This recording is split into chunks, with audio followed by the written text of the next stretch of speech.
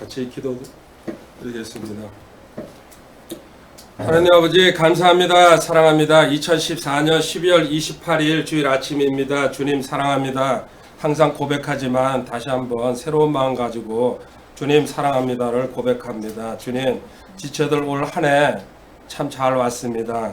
또 내년도 주님께서 은혜로 인도해 주실 줄 믿고 저희들 이렇게 예배 참석해서 하나님 말씀 공부합니다. 오늘은 특별히 아침에 주의 만찬 주님께서 명령하신 대로 저희들 드렸습니다. 또한 이 시간은 하나님 말씀을 공부합니다. 주님 한 해 배웠습니다.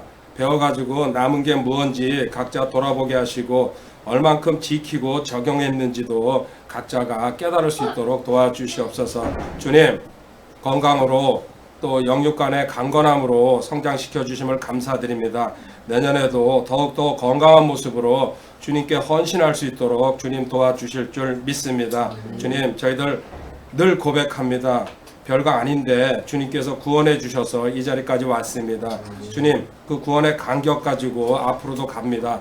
또한 저희들 연합에 대해서도 이제 알았습니다. 주님 그 연합까지 합쳐져 가지고 주님께 온전한 헌신 드릴 수 있도록 길 열어주심을 감사드립니다. 주님 귀한 물질도 주님 앞에 드리고 있습니다. 기억하여 주시옵고 주님께서 받아주실 줄 믿습니다.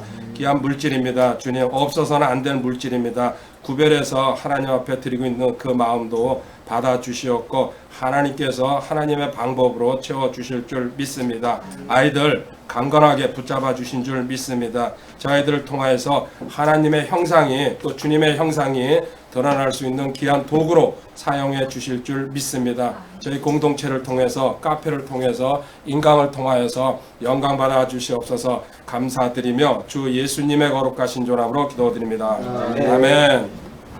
올해 주일 마지막 마지막이라는 소리는 사실은 필요 없는데 형식적으로 그렇다는 얘기죠. 그런 것 같습니다. 여기까지 공지하고서 강의하도록 하겠습니다. 내년 주일 1월 7일부터 1월 4일이 되는군요. 1월 4일 날은 시무식이니까는 그렇고 4일 날인지 11월 주일 오후 공부를 시작할 생각입니다.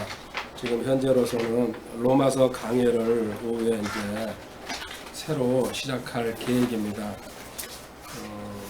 시간은 1시 50분으로 지금 대략 예상을 하고 있고 시작 시간이 있어도 끝 시간은 정해지진 않았어요. 그냥 적당한 때 마무리하는 쪽으로 어쨌든 한 여름서부터 쉬었는데 그 강의를 일단은 시작할 생각입니다. 아마 제 이제 그냥 예감입니다. 로마서가 16장인데 강해가 끝나기 전에 하나님께서 제 그냥 생각입니다. 옮겨주시지 않을까. 그 계획으로 물론 그가 그리 아니야 하실지라도 뭐 하나님 뜻이죠. 받아들여야죠. 근데 이제 일단 로마서에 제가 한 군데가 뚫리니까 사실 자신감이 붙어가지고 이제는 해도 되겠구나 생각이 들었습니다. 두 번째로 화요일, 수요일 날, 목요일 날 강의하는 거를 조정을 할 겁니다. 벌써 그런 생각은 했습니다. 이게 당장 일어난 건 아니고 그래서 적절하게 조절을 해가지고 저 역시도 할 수 있으면은 저녁 강의에도 끼어 들어가야 될 것 같아가지고 필요에 따라 가지고 정말 했던 건데 조정할 거고 그래서 이번 주 화수목은 제가 강의합니다. 그리고 어쩌면은 그 다음 주 화수목까지도 제가 연속으로 할 수도 있을 것인데 정리가 안 될 것 같으면 일단 그렇게 공지하고요. 매년 매월 지금은 말째 주 네 번째 토요일로 계획하고 있는데 연합교리에 관해서만 오후에 점심 먹고 오는 걸로 점심시간 때문에 이게 시간이 많이 불필요해가지고 12시 반이나 1시에 만나가서 서너 시간 강의하는 쪽으로 셋째 주가 될지 넷째 주가 될지 그거는 이제 또 정해봐야 되겠습니다. 토요일 날 그거는 집중적으로 그 강의만 그거는 매월 할 생각입니다.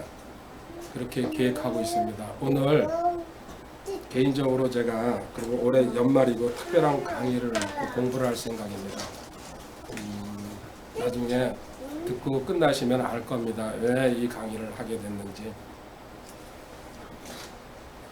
기본적으로 본문은 오늘 본문 강의는 안 하겠습니다. 이건 나중에 제가 시간이 정리는 다 해놨습니다. 근데 오늘은 이걸 할 시간이 안 돼가지고 이 강의는 안 하고 제가 다른 얘기를 좀 하도록 하겠습니다. 요한복음 13장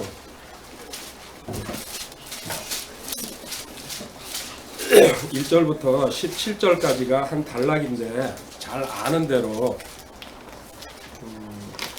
주님께서 12제자와 함께 세족식을 한 장면이죠. 근데 저는 졸업식이라고 제목을 붙였습니다. 그 앞에는 사실은 목사자가 빠진 겁니다. 오늘로서 제가 목사 졸업식을, 그래서 넥타이도 초상집에 가는 넥타이를 메고 왔습니다. 저는 완전히 죽고 없다는 것 갖다가 보여주기 위해서.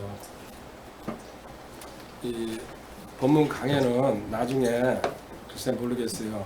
뭐 다음 주일날 하게 될지 뭐 화요일날 하게 될지 일단 순서를 바꿔가지고 말로만 하고 일단 지나가겠습니다. 주님께서 직접 요한복음 13장이 13, 14, 15, 16, 17장이 하룻밤 사이에 일어난 일입니다. 내용이 상당히 긴데 13장에서 세족식 하고서 배반하는 유다가 밤에 나가는 모습, 그리고 서로 사랑하는 얘기. 14장에서는 주님께서 성령님을 갖다가 보내주신다는 얘기를 합니다. 15장에서는 포도나무 비유를 말씀하십니다. 16장에서는 다시 성령님 이야기를 하십니다. 내가 가야지 또 오신다. 17장에서는 대제사장의 기도라 그래가지고 이게 하룻밤 사이에 일어나는 일입니다.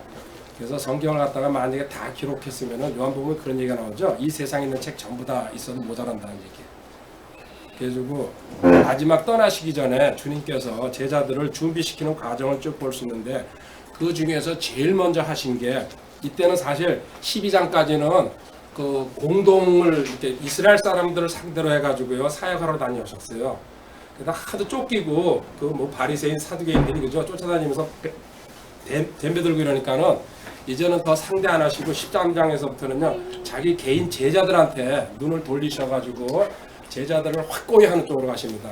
그러면서 제일 먼저 하신 행동이 여기 나오는 세족식입니다. 말 그대로 주님께서 12제자의 발을 갖다가 유월절 만찬을 하신 다음에 닦아주는 일입니다. 분명히 얘기합니다. 이거는 교회의 규례가 아닙니다. 교회에서 하라 말라 이런 얘기를 할 수 있는 얘기가 아닙니다. 맨 근데 마지막 절에 가보면요 이렇게 나와 있습니다. 15절 볼게요. 내가 너희에게 행한 것 같이 너희도 행하게 하려고 내가 너희에게 본보기를 주었느니라. 자, 주님이 행한 것 너희들도 행하게 하려고 각자 믿음의 분량만큼 받아들이면 됩니다. 이걸 가지고 주석서를 보고서 베껴가지고 이러쿵 저러쿵 한다는 소리. 주석서가 그 사람의 하나님이 되는 줄 모르겠습니다. 자, 그 다음에 16절 진실로 진실로 내가 너희에게로니 종이 자기 주인보다 크지 못하고 보내어진 자가 그를 보낸 자보다, 이거는 제자가 스승보다 크지 못하다는 얘기죠. 너희들을 내가 스승인데 너희들한테 해줬다. 근데 너희들 깨달은 것만큼, 그래서 제자가 스승보다 커지면 어떻게 합니까? 독립해가지고 홀로 서기를 해야 됩니다. 그게 세상 이치입니다. 그거는 늘 제가 처음부터 끝까지 하는 얘기입니다. 그리고 거기에 연관돼가지고 나온 게 17절입니다. 요절이죠. 너희가 이것들을 알고 그것들을 행하면 행복하리라. 알고, 이 의미를 알고 행동하면, 모르면 하지 말라는 얘기입니다. 그러니까 이건 명령이 아닙니다. 그리고 행복하다 그랬어요.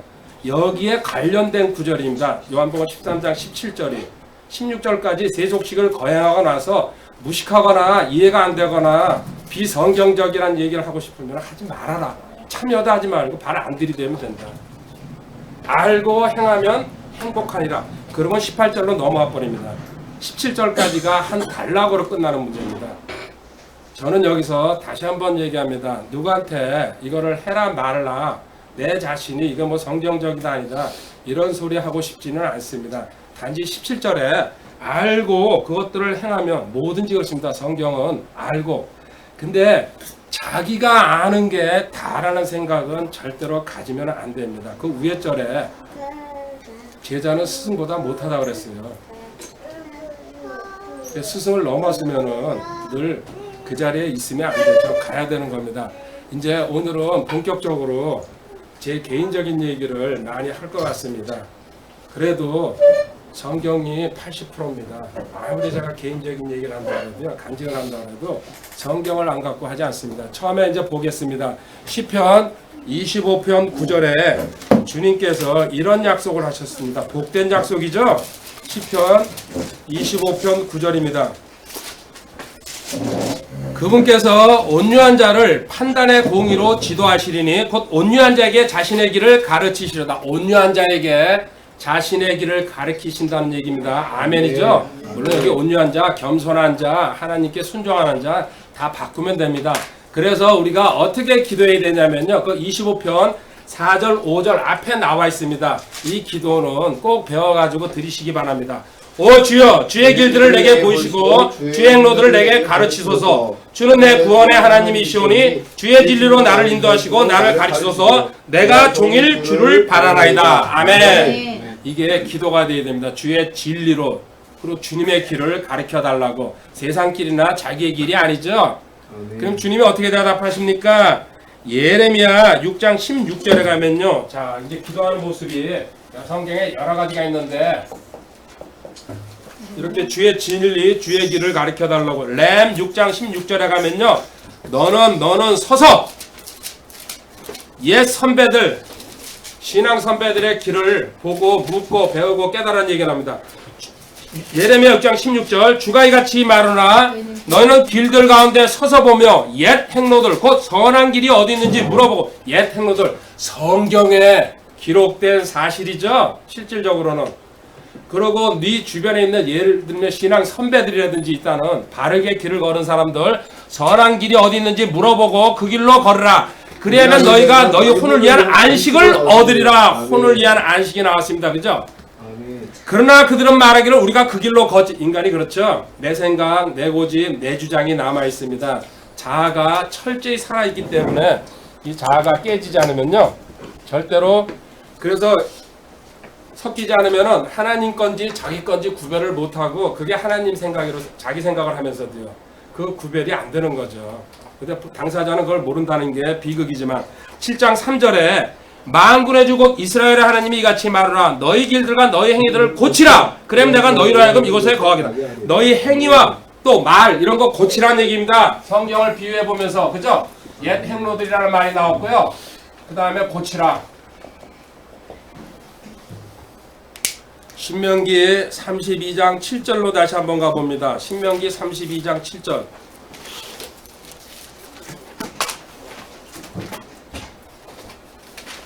옛날을 기억하라. 그래서 과거를 기억하는 이제 물론 뜻도 있지만 사실은 그렇지는 않습니다. 옛날을 기억하면요 추하고 더럽기 한량없는 인생이었습니다. 저 자신도.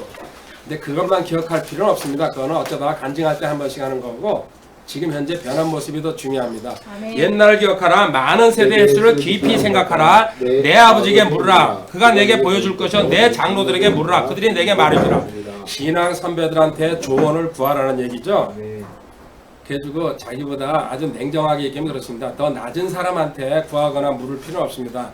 그러면은 아랫길 뱉기 못 배웁니다. 이거는 새겨서 들어야 됩니다. 그래서 신명기 5장 1절에 가장 안전한 방법은요 하나님 말씀을 듣고 보고 지켜 배우는 겁니다. 신명기 5장 1절에 나와 있습니다. 모세가 온 이스라엘을 불러 그들에게 이르되 오 이스라엘아 이날 내가 너희에게 말하는 법규와 판단의 법도를 들으라. 이것은 너희가 그것들을 배우고 지키고 행하게 하려. 배우고 지키고 행하게 하기 위해서 하나님 말씀을 듣고 보고 배우고 계속해서 묵상하고 암송하는 겁니다. 이게 절대적인 기준이 된다는 거. 그러면은 자세는 오늘 아침에 또 묘하게도 사무엘상 3장 10절이 등장하더라고요. 아이들한테. 그래서 참 하나님이 진짜 묘하시구나. 오늘 내가 아침에 먼저 써먹으려고 했더니 누가 가로채가지고요.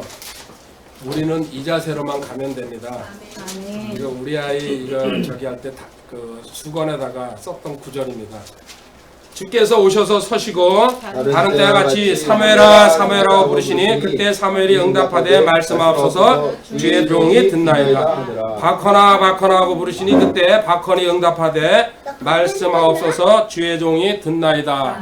자기 이름 갖다 넣으면 되죠. 노아야 그러니까는 예 방주 만들겠습니다. 그죠? 에노가 나는 하나님과 동행하겠습니다. 그죠? 아멘. 이렇게 자기 이름으로 이제 제가 구원받아가지고 여기까지 온 내용을 갖다가 조금씩 섞어가지고 얘기하도록 하겠습니다. 제가 구원받아가지고 제일 먼저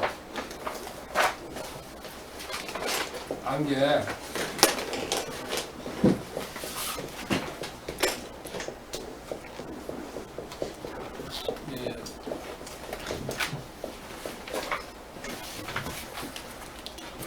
성도라는 말입니다. 이거는 뜻은 확실히 몰랐습니다. 근데 왜 이걸 알았냐면요. 그 당시에는 전부 한문 성경이 대부분이었기 때문에 거의 그 한문, 특히 한문 많이 쓰인 걸 가져다니는 게 유식하다고 교회에서 그 당시에 소문나가지고 철저하게 그 토안 달린 그 한문을 쓰던 시대였습니다. 또 당시의 특징은 지금 생각해보면은 여기 성경이 뻘겠죠? 기억하실 겁니다. 그죠? 피의 복음이라 그래가지고 지금 뭐예요? 골드죠? 돈 세상이기 때문에 이 세상이 이렇게 변했습니다. 그 당시 성경책 거의 시뻘겠습니다. 여기는. 그리고 한문이 대부분이었어요. 그래서 한문으로 성도라고 이게 뭡니까? 거룩할 성자고 무리도자입니까? 거룩한 무리들, 하나님을 따르는 거룩함. 이 말뜻 자체를 알았어요. 근데 내가 거룩하지 못했지만 그리고 이 거룩이라는 성자가 기가 막힙니다. 여기 입이 유구할 때 뜻이죠? 이. 그리고 입구자입니다. 말. 그죠? 왕자죠? 왕이 말씀하는 것을 귀로 들을 때에 거룩해진다. 믿음은 들음에서 나오고 들으면 하나님 말씀이다. 한문이지만요. 뜻글자이기 때문에 그들은 뭘 알았는지 몰랐는지는 이렇게 써놨습니다. 성자를 갖다가. 이런 글자가 수백 글자입니다. 그래서 한번 이거 제가 인터넷에서 강의를 한 2번 했어요. 근데 이거 갖다가 개천지에서도 이렇게 하기 때문에 우리가 극도로 반발하더라고요. 근데 실질적으로 에덴 동산에서부터 시작해가지고 그들이 다 퍼져나갔잖아요. 중국까지 온 거예요. 중국에 있는 조상들이 이 얘기는 길게 안 하겠습니다. 옛날을 기억하면서 무짐작이 이런 글자가 많죠. 그렇게 해서 뜻글자로 이 거룩할 성자도 마치 도자도 같은 뜻으로 들어가 있습니다. 이런 식으로 해가지고 성도 내가 성도라니 이상하다. 어떻게 해가지고 성도가 됐는지 사실은 잘 몰랐지만은 그 당시에 얘기한 겁니다. 시편 이제 나중에 성장하면서 알았습니다. 시편 4편 3절에 이게 성도의 본 뜻을 갖다가 성경에서 정확하게 거룩한 무리들이죠. 하나님을 따르는 오직 주께서 자신을 위해 하나님을 따르는 자를 따로 두신 것을 알쩌다. 내가 주를 부를 때에 그분께서 들으시다. 자신을 위해 하나님을 따른 자, 세상 사람이 아니라는 얘기입니다. 이게 성도의 본 뜻입니다. 성경에 여러 군데 나와 있는데 가장 정확하게 설명해 놨습니다. 고린도전서 1장 2절로 가봅니다. 당시에 처음 구원받고서 성경 들고 다니면서도 본 뜻은 몰랐지만 한문을 가지고 얼추 유추했는데 거룩이란 뜻은 사실 잘 몰랐습니다. 고린도전서 1장 2절에 고린도에 있는 하나님의 교회고 그리스도 예수님 안에서 거룩히 구별되고 성도로 부르심을 받은 자들과 여기까지만 거룩히 구별되고 성도로 자꾸 이런 걸 갖다 읽으면서요 이상하다. 거룩이라는 게 도대체 무슨 뜻일까? 구별된다는 게 뜻 자체도 몰랐습니다. 오직 주님 은혜로 우리는 거룩하게 됐죠. 히브리서 10장 10절 바로 이 뜻으로 말미암아 예수 그리스도의 몸이 단 한 번 영원히 드려짐을 통해 우리가 거룩히 구별된 자꾸 거룩히 구별되었다 거룩히 구별됐다 이런 말씀이 성경에 무짐작에 많이 나옵니다. 이게 성도는 너는 달리 분리됐다는 뜻이죠. 히브리서 3장 1절 성장하면서 이런 뜻이 이제 서서히 구별되기 시작했지만 처음에는 아무것도 몰랐습니다. 그러므로 히브리서 3장 1절 거룩한 형제도 그 하늘의 부르심에 참여한 자들아 우리의 신앙 고백의 사도시며 대제사장이신 그리스도 예수님을 깊이 거룩한 형제들이라고 얘기했습니다. 그리고 곧 하늘의 부르심에 참여한 자들아 이게 거룩 오직 은혜로 거룩히 구별됐다는 거 본 뜻은 몰랐지만 그래서 그때 기억합니다. 가장 많이 제일 먼저 제가 시작한 게 기독교 서점을 찾아가지고 책들을 모으기 시작했습니다. 그리고 찬양 테이프 수업도 시작해가지고 온갖 설교 테이프를 갖다가 이 이상한 세계가 있구나. 내가 여기 발을 한번 들여놔야 되는데 정보를 많이 알자. 그래가지고 손에 닥치는 대로 책을 사드리고 테이프를 사드리고 그리고 거의 특별한 일 안 하면요 24시간 거기에 몰두하면서 지난 세월이었습니다. 그리고 조금씩 설교를 듣고 또 예배에 참석하고 부흥회도 가다 보니까요 부르심이라는 말 갖다가 참 많이 쓰더라고요. 불렀다는 뜻인데 이게 그때 본 뜻은 몰랐지만 콜링이라고 그러죠. 그래서 디바인 콜링, 신적인 부르심이 있고 사명을 소명을 받은 사람이 있고 어쩌고 책을 보면서도 잘 이해는 안 갔지만은 아 이런 게 있나 보구나. 부르심이 누구한테 해당되는지는 모르지만은 그리고 당시에는요 양쪽에 아직도 구원은 받았지만 근데 구원받은 그 교리 자체도 몰랐고 단지 내가 확 변했다는 사실을 알았습니다. 너무나 충격적이었기 때문에 완전히 저는 그날로 180도 변해버렸으니까요. 그 받고 나서는 바로 그래가지고 그 내용이나 뜻은 몰랐지만은 내가 어떻게 지금은 교리니 뭐 복음이니 이런 얘기를 하지만요 그런 내용 자체는 몰랐지만 내 자신이 완전히 달라졌다는 것은 즉각적으로 알았습니다. 그리고 달라져야 된다는 것 같다가 그러면서 또 이때 이제 많이 기억나는 단어가 순종이라는 얘기예요. 순종을 어떻게 하는지는 모르지만은 전부 순종하라 복종하라 한때 교회 가면은요 얘기만 들으면 이 소리예요. 사무엘상 15장 그때 기억나는 일들입니다. 이 사무엘을 갖다가 이제 강의하거나 설교하면서요 사무엘상 15장에 22절 23절을 순종이 제사보다 낫다는 얘기를 갖다가 귀에 또 따갑도록 근데 왜 제사가 더 낫지 순종이 더 낫냐. 사무엘이 되 주께서 주의 음성에 순종하는 것만큼 22절입니다. 번제물과 희생물을 크게 기뻐하시나이까 보소서 순종이 희생화물보다 낫고 귀를 기울이는 것이 수장의 기름보다 듣는 것이 하나님 말씀을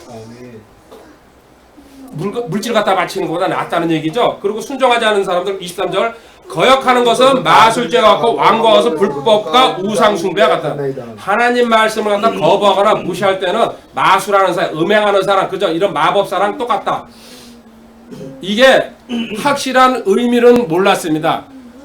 이 당시에 제 기억에 가장 크게 남은 사건이 하나 있습니다.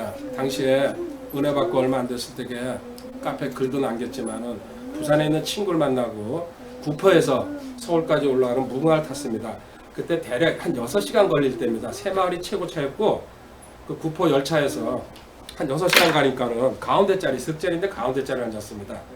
그리고 성경책은 하나 항상 끼고 다녔으니까요. 그래서 딱 앉아가지고 이 6시간을 올라가야 되는데 성경은 그때 평생 한번 제대로 본 적은 없었죠.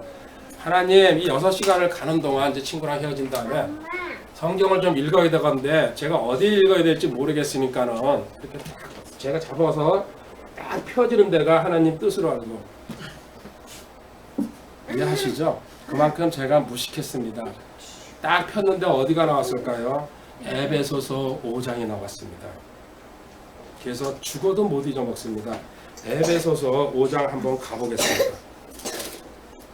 사실은 이해가 개역성경이었죠. 당연히 거의 전혀 안 되지만은 한글이었고 한문이 있었기 때문에 그 한문을 우리는 한문 세대라 한문을 해석하다 보니까는 한문으로 뜻을 찾아가는 겁니다. 5장 1절부터 7절까지는 그냥 읽어 내려갔습니다. 근데 8절에서부터 제가 걸려들기 시작했습니다. 8절에 가니까요.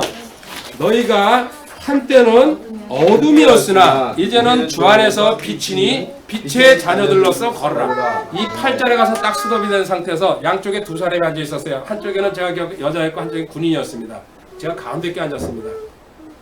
8절을 못 넘어가겠더라고요. 왜?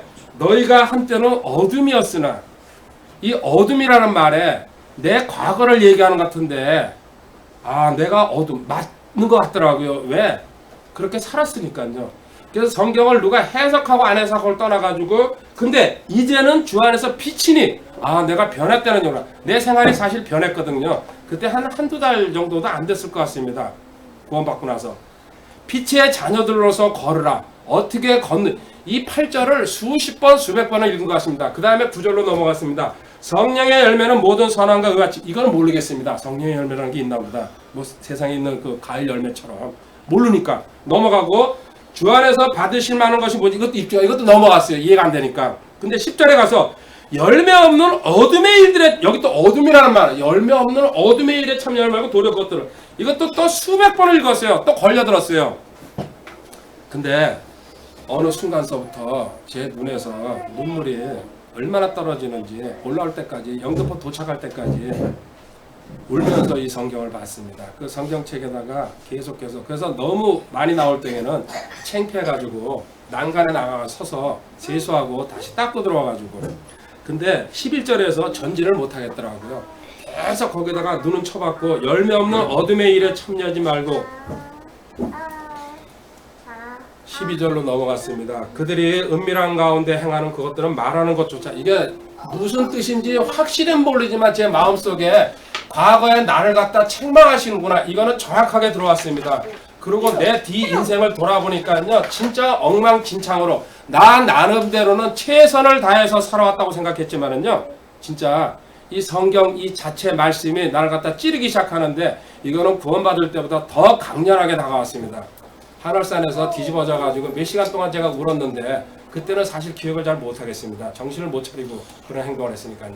근데 이때만큼은 이거는 계속 양옆에 두 사람이 앉아 있거나 말거나 눈물이 계속해서 성경에 떨어졌습니다. 단 한 번도 쉬지 않고 그래서 13절에 가서 그러나 책망받는 모든 것은 빛으로 말미암아 밝게 드러나게 되니 무엇이든지 밝히 드러나게 하는 것은 다 빛이니라. 빛과 어둠의 대조를 갖다 보면서 제 등골에서 올라오기 시작하더라고요. 너가 이렇게 살았다. 너 지금 내가 책망하고 있는 줄 알아라. 그리고 다시는 이렇게 살면 안 된다. 너무너무 내 자신이 불쌍하고 한심하고 어리석고 14절까지 읽으면서 이게 8절부터 14절까지 거의 6시간 동안 제가 읽고 온 겁니다. 영등포 다 올 때까지 이 성경만 이 구절만 읽고서 눈물 쏟았습니다. 성경책에다가. 그래서 마음이 환해지는 걸 느끼고 창피하게도 그날 집에 뛰어들어가서 우리 집사람이랑 그 집사람 그 다니는 그 아이 때문에 오라 그래가지고 이거를 설교를 했습니다. 도저히 그냥 지나갈 수가 없어가지고. 그리고 생전 처음이죠. 기차에서 깨달은 건데 이거 도저히 내가 그냥 넘어갈 수가 없다. 가장 간절하게 저한테 기억으로 남아있는 것입니다. 그리고 그 당시에 이제 부흥회나 이런 걸 많이 이제 다닐 때 이사야 6장 8절에요. 이런 말씀 있죠. 참 찬송가도 있고 나를 보내주소서 그죠? 이게 뭘 의미하는 건지 모르지만은 그 당시에 이제 저는 이렇게 생각했어요. 외국으로 나가서 선교사 나가는 것 같다가 얘기하나 보다. 단순하게 나를 보내달라니까 한국에서 한국에 가는 것 같다 뭐 보내달 필요가 뭐지? 지가 가면 되지. 그래서 선교사는 외국으로 가야 되니까는 보내달라고 하나님한테 기도하는 거다 이제 제 방식대로 생각하는 거죠. 이사야 6장 8절에 또한 내가 주의 음성을 들었는데 이르시기를 내가 누구를 보내면 누가 우리를 위하여 갈까 하시더라. 그때 내가 이르되 내가 여기 있나 나를 보내서 그래서 저는 절대로 안 갑니다 그랬습니다. 선교사로는. 그래서 뭐 선교사 지원하십시오 막 이런 식으로 나오더라고요. 절대 혼안 들고 고개 딴 데로 돌고 있어서 혹시 찍을까봐. 갈 사람은 뭐 어떤 사람도 겁주더라고. 갈 사람은 압니다 이러면서 그죠? 당신은 가야 됩니다 이러면서 이렇게 재밌던 세상이죠 그 당시에. 근데 이제 깨달았습니다. 주님께서 세월 지난 다음에 마태복음 9장 36절부터 38절까지 한 세월 지난 다음에 어느 날 이게 마음에 들어오기 시작하더라고요. 마태복음 9장 36절 그러나 그분께서 무리들을 보시고 그들을 불쌍히 여기는 마음을 가지셨으니 이는 그들이 목자 없는 양같이 지치고 널리 흩어졌기 때문이라. 이에 그분께서 자기 제자들에게 이르시되 진실로 수확할 것이 많되 일꾼들이 적 수확할 것이 많은데 이 말세에 일꾼들이 없다. 주님 어쩌면 제가 그 일꾼인 줄도 모르겠네요. 막연하게 생각하기 시작했습니다. 38절 물론 하늘산에서 기도는 했다고 그러는데요. 제 옆에 친구가 얘기하는데 근데 저 자신은 그걸 잘 모르니까요. 근데 마음속에 이 일꾼이 어쩌면 필요한가 본데 나도 어른 말석에서라도 한 자리 차지해야 되었구나. 그러므로 너희는 수확하시는 주께 기도하여 그분께서 그분의 수확밭에 일꾼들을 보내실 것을 청하라 하시니라. 아멘. 자 이때 첫 번째 제가 구원받고 나서 이 성도라는 단어 한문으로 성경에서 보면서 누가 가르쳐주지 않았지만 거룩하게 살아야 된다고 갖다가 절실하게 깨달았지만 순종이라는 말도 들었지만 부르심도 들었지만 확실히 뜻을 모르고 지나가던 시대였습니다. 두 번째는 그리스도인이라는 말 갖다가 듣기 시작합니다. 성장하다 보니까 사도행전 21장 16절에 나와 있죠. 그리스도인이라는 본뜻 자체는 몰랐지만은요, 사람들이 크리스찬이니 그리스도인이 이런 얘기를 쓰길래 저게 도대체 무슨 얘기일까 궁금했습니다. 사도행전 11장 26절에 성경에 여기 말고 딱 두 군데 나옵니다. 신약성 그리스도인이란 말이. 여기 첫 번째 나오는 데죠. 그를 만남에 안디옥으로 그를 데려오라. 그들이 만 1년 동안 그 교회에 함께 모이며 많은 사람들을 가르쳤는데 제자들이 안디옥에서 처음으로 그리스도인이라 불리라. 아멘. 이방인 교회였죠. 안디옥에 처음으로 세워진 사도행전 11장 26절에 그리스도인이란 말이 첫 번째로 등장합니다.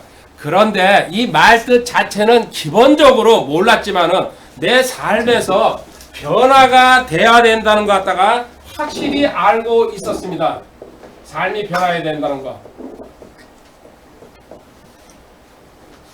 에베소서 2장 10절에 가보면요, 하나님은 우리는 이런 목적으로 이거 그때 바로 깨달았던 건 아닙니다. 그 당시에 저한테 적용해 보는 겁니다. 에베소서 2장 10절. 우리는 그분의 작품이요 그리스도 예수님 안에서 선한 행위를 하도록 창조된 자들이라. 하나님께서 그 선한 행위를 미리 정하신 것은 우리가 그 행위 가운데서 걷게 하려 하심이라. 자, 여기 그리스도 안에서라는 말도 몰랐지만요, 또 선한 행위, 착하게 살으라는 뜻이구나. 그래가지고 듣는 게 이제 당신은 그리스도의 편지로 살아야 됩니다. 그리스도의 대사로 살아야 됩니다. 빛과 소금의 역할을 해야 됩니다. 이런 온갖 설교나 강의를 듣습니다. 본 뜻은 잘 몰랐지만 어쨌든 변화해야 되는구나. 내 삶이, 내 생활이. 그러면서 그때 확고하게 하나 딱 자리 잡은 게 가정 예배를 드려야 된다는 생각은 정확하게 들어왔습니다. 뜻은 잘 몰랐지만은 내 가정에 아이들이나 내 가족이 하나로 묶으려면은 세상 법이나 세상 지식 가지고는 안 되겠구나. 이건 각자가 자기 주장을 할 수 있기 때문에 오직 이 성경 가지고 기준으로 뭉치려면은 가정 예배는 드려야 된다는 거는 정확하게 제 마음속에 하나님께서 넣어 주셨습니다. 이건 제 생각이 아닙니다. 기준이 하나로 뭉치게 되면요, 하나를 보게 되면요, 일로 생각이 하나로 통일되면요, 나중에 불평불만이 없어집니다. 왜? 여기서 시키는 대로 했기 때문에 저 핑계 댈 때를 찾은 겁니다. 근데 제가 제 사고방식으로 했으면요, 풍지박산이 됐을 거라고 확신합니다. 창세기 18장 19절에 아브라함이 이 길을 걸었습니다.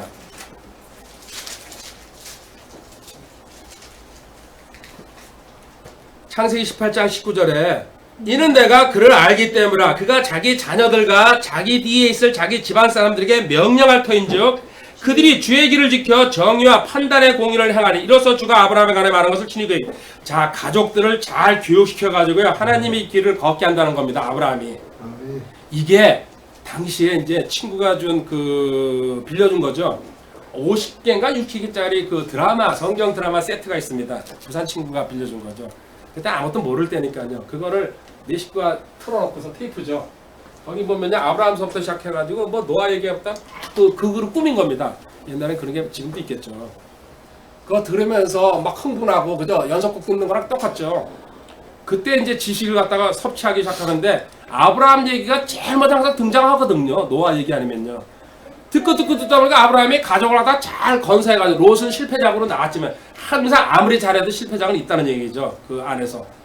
그래가지고 그걸 들으면서 나도 가정 예배는 확실히 드려야 되었다는 걸 갖다가 정확하게 깨닫기 시작했습니다. 그리고 아이들의 갈 길을 어려서부터 가르치면 늙어도 그 길을 떠나지 않는다는 거. 잠언 22장 6절에 있죠.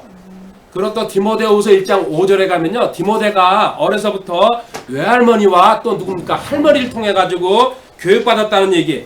이런 얘기는 설교 들으면서 쏙쏙 들어와 가지고요, 나도 이거는 시행해야 되었구나. 디모데후서 1장 5절에 내가 내 속에 있는 꾸밈없는 믿음을 회상하니 그것은 먼저 내 할머니 로이스와 내 어머니 유니게 속에 있었으며 내 속에도 있는 줄을 내가 확신하라. 자, 신앙은 대를 물려서 내려가는데요, 부모가 가장 가까운 사람이 교육시키는 게 제일 확실하다는 거 깨달았습니다. 남이 시키는 거는 한계가 있습니다. 그 아이의 행동이나 그 아이의 말이나 그 아이의 사고방식을 보는 게 한계가 있기 때문에. 근데 부모는 24시간 관찰할 수 있기 때문에 거기에 적절하게 대응하면서 가르칠 수가 있다는 얘기죠. 이렇게 신앙 성장을 했기 때문에 사도행전 16장에서 바울이 픽업해가지고 데리고 다니는 거 아닙니까? 바탕이 없는 게 아니고 기본 바탕이 돼 있었다는 얘기입니다. 거기 보면 평판이 자자했다는 얘기가 나옵니다. 사도행전 16장 1절에 보면요. 그래서 이제 사고방식이 가정예배를 드린다는 확고한 사고방식 중에서 나가 아니고 하나님 중심으로 가야 된다는 게 서서히 자리 잡기 시작합니다. 근데 그 깊은 뜻은 몰랐지만 그리고 당시에 은사주의에 아주 깊숙이 몰두하고 있을 때입니다. 이렇게 하나님을 만나고 나서 제가 처음에 시작한 게 은사주의였으니까요. 은사주의 지금 후회는 하지 않습니다만 단지 하나 거기서 배운 건 있습니다. 기도를 열심히 해야 된다는 거. 이 훈련은 깊이 했습니다. 오래 하고 많이 하고 뭐 이런 걸 다 떠나가지고 하여튼 기도의 세계가 어떻다는 것 갖다가 기본적으로 빠져 들어갈 수 있었습니다. 은사주의에 몰두하면서 크게 배운 건 그겁니다. 그래서 마음 먹고 앉으면 밤새도록 그렇고 뭐 어떤 상황에서도 기도할 수 있다는 것 같다가 그때 5년 10년 동안 집중적으로 혼자 했습니다. 저는 거의 기도만큼은 우리 집사람도 같이 이런 소리도 안 했습니다. 저는 거의 단독 플레이, 주님이 단독 플레이 하는 식으로. 그리고 내가 이 깊은 세계를 추구해가지고 나는 삼층천에 왔다 갔다 하는 인생이 되야겠다. 목적은 그거 하나였습니다. 솔직히. 바울이 갔다 왔다니까 나도 갔다 와야 되겠다. 근데 아직까지 저도 올라가는 중입니다. 도착 못했습니다. 그러면서 이때 가장 크게 저한테 다가온 구절이 갈라디아서 2장 20절입니다. 해석도 못하고 뜻도 정확하게 물론 말로 올라오는 뜻은 해석이 되지만요. 이 안에 깊은 뜻이 있을 것 같은데 그리고 전부 다 요절이라고 그러는데 이게 왜 요절이 되는지는 몰랐죠. 그러면서도 갈라디아서 2장 20절을 갖다가 끊임없이 부르짖고 다녔어요.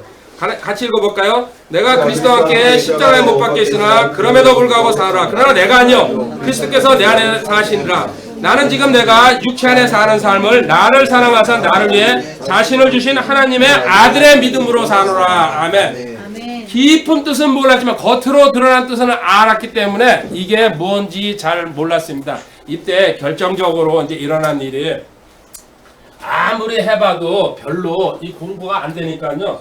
신학 공부를 해야 되었구나.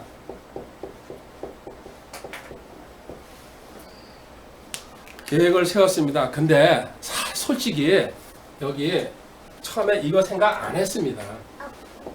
안 하고 제 기억으로 한 3년 이상을 반항을 했습니다. 이렇게 변화된 다음에 성도로서 하나님은 어쨌든 이 길을 가라고 사인을 줬는데 여러 번 받았죠. 개인적으로 그런 거 얘기는 안 하겠습니다. 근데 악착같이 반항하고 싶었습니다. 내가까지 여기 갈 필요가 없겠다. 그리고 고생한다는 걸 갖다가 듣고 보고 깨달았기 때문에 저기를 안 가고 나는 장로로서 하나님 섬길 테니까요. 그럼 장로가 이제 오늘 될 겁니다. 목사 졸업하고서 결국은 내 말대로 되는군요. 장로로 섬길 거니까 하나님 나 저거는 제발 밀어넣지 마십시오. 철저하게 반항했습니다. 진짜. 그래서 그때 모든 것 다 잃었습니다. 그 반항하는 기간 동안. 단지 그리고 대신 하나님께서 버려야지 네가 얻는다는 것 같다. 근데 저는 강제로 다 버리게 됐습니다. 제가 버렸으면 참 좋았을 텐데 반항하는 그 시기에 모든 것 전부 다 잃었습니다. 전부 다. 빌립보서 3장 7절 8절 바울처럼 이렇게 깨닫고 자신 있게 버렸어야 되는 건데 저는 당하면서 버렸다는 게 참 바보 같은 짓 했죠. 지금 돌이켜보니까는 그림처럼 다 되살아나고 있습니다. 그 시절로 돌아간다고 했으면요 절대로 그런 식으로 안 버렸죠. 하나님 제가 그냥 엎드릴 테니까요.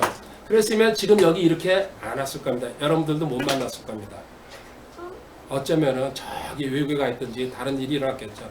빌립보서 3장 7절 8절 그러나 무엇이든지 내게 이익인 것들을 그것들을 내가 그리스도의 손실로 여겼으며 참으로 확실히 모든 것을 손실로 여기면 그리스도 예수 내 줄을 아는 지식이 뛰어나기 때문이라. 내가 그분을 위하여 모든 것에 손실을 입고 그것들을 단지 배설물로 여기면 내가 그리스도를 얻고. 여기까지요. 바울은 자진해서 다 버렸습니다. 근데 저는 강제로 버렸습니다.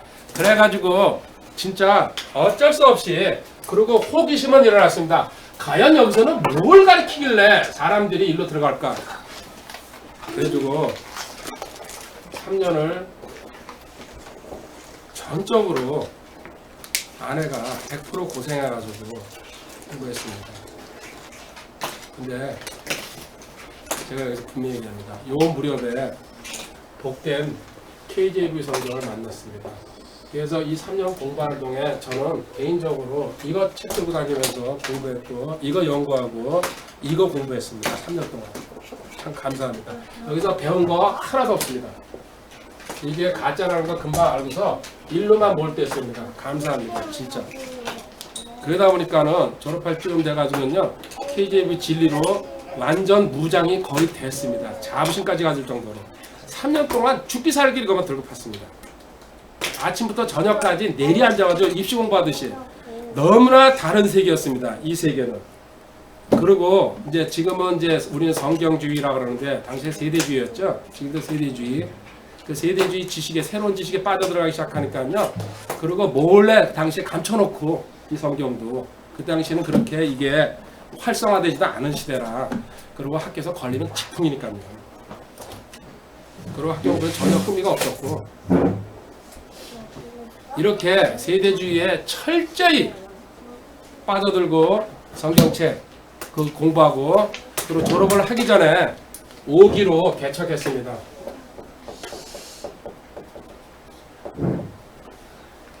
잘 될 줄 알았죠. 그러면서 졸업 따기 전에 마지막으로 남은 게 사실 집안채 뒤로 돌려놨던 거죠. 그 집안채 팔아가지고 이 일산으로 내놓은 처음 계기가 됐습니다. 그러면서 강대상 위에다가는요 이쪽 편에다가는 KJB 올려놓고 이쪽 편에는 개혁성경 올려놓고 매일 그러고 새벽기도 올라가고 공부를 가르치는 겁니다. 참 괴롭습니다. 매일매일이.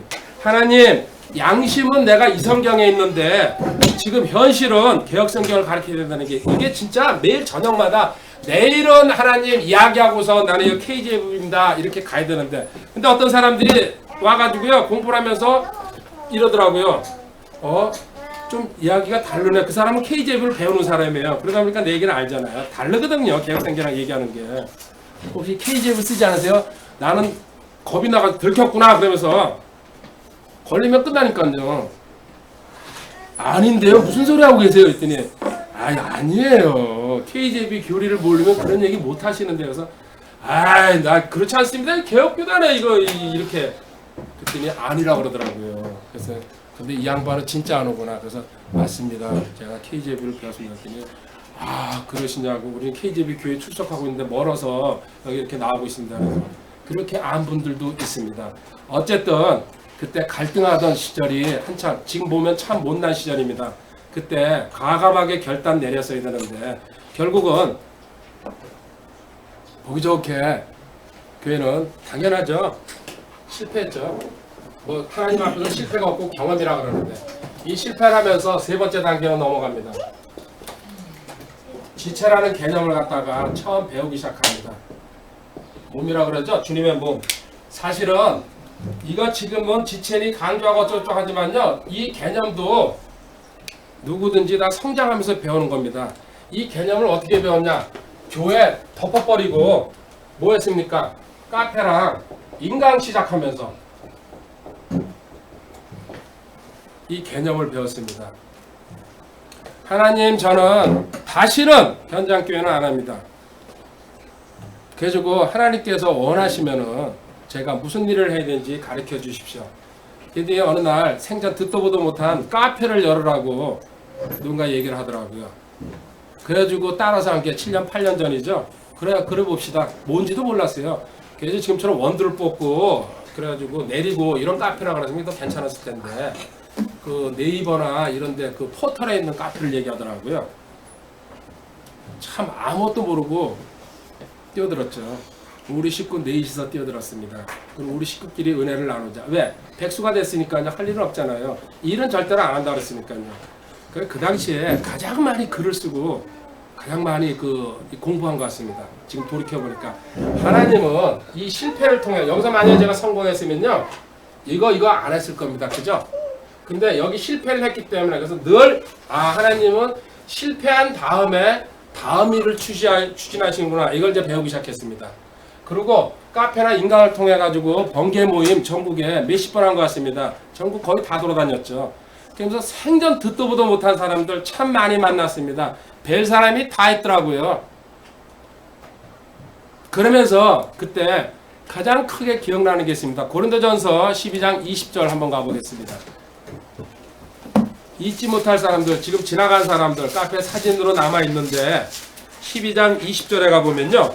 그러나 이제 그것들이 많은 지체나 그럼에도 오직 한 몸, 지체, 몸 이런 개념이 서서히 그 카페라면서 정립되기 시작했습니다. 26절에 한 지체가 고통을 받으면 모든 지체가 그것과 함께 고통을 받고 한 지체가 종기를 얻으면 모든 지체가 그것과 함께 기뻐하리라. 이때 기억하시는 분 있을 겁니다. 도미니카의 아나킴 자매님이라고 저기 듣도 보도 못한 그 미국 그 밑에 있는 그 쿠바 협회라고 그러더라고요.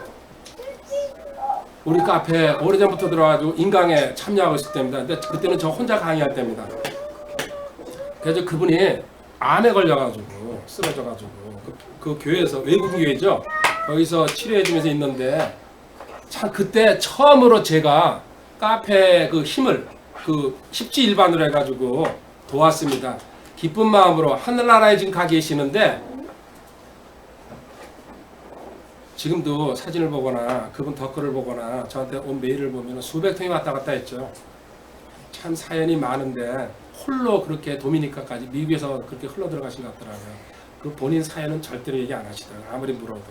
그래서 결국은 투병 중에 하나님 앞으로 가셨는데 그때 온 카페가 힘을 모아가지고 우리 나름대로는 가장 크게 도왔습니다. 하나님한테 감사한 일입니다. 외국인 교회에서도 책임지고 우리나라 가는 것도 맞고 그 나라에서 다 그렇게 해주고 그랬다는데 한국 사람으로서 이거는 해줘야겠다 생각이 들어가지고 그때 지체들이 도움 줘가지고 전부 다 송금해줬습니다. 처음으로 외국한 붙이는 것도 그때 알았습니다. 그 은행에 가가지고. 그래서 결국은 하나님 앞으로 가셨습니다. 마지막으로 전화통화도 몇 번 하고 그리고 돌아가신 다음에도 꼭 저한테 통화를 하고 그분들한테 근데 말이 안 통하니까 전화가 왔더라고요. 그 전화로. 저도 그냥 예의하고 끝냈습니다. 도미니카 말 아는 사람 있어요? 제가 방언도 할 줄 알지만은 그거는 몰라서 아쉽지만은 그리고 이 당시에 카페 얘기 하나만 하겠습니다. 모임에 전국에서 벌어졌습니다. 지금 기억해 뭐 전주서부터 이제 부산에 해가지고 큰 도시는 다 갔었죠. 절대 부끄럽지 않습니다. 저 오고 가는 차비만 해가지고 간 적 상당히 많습니다.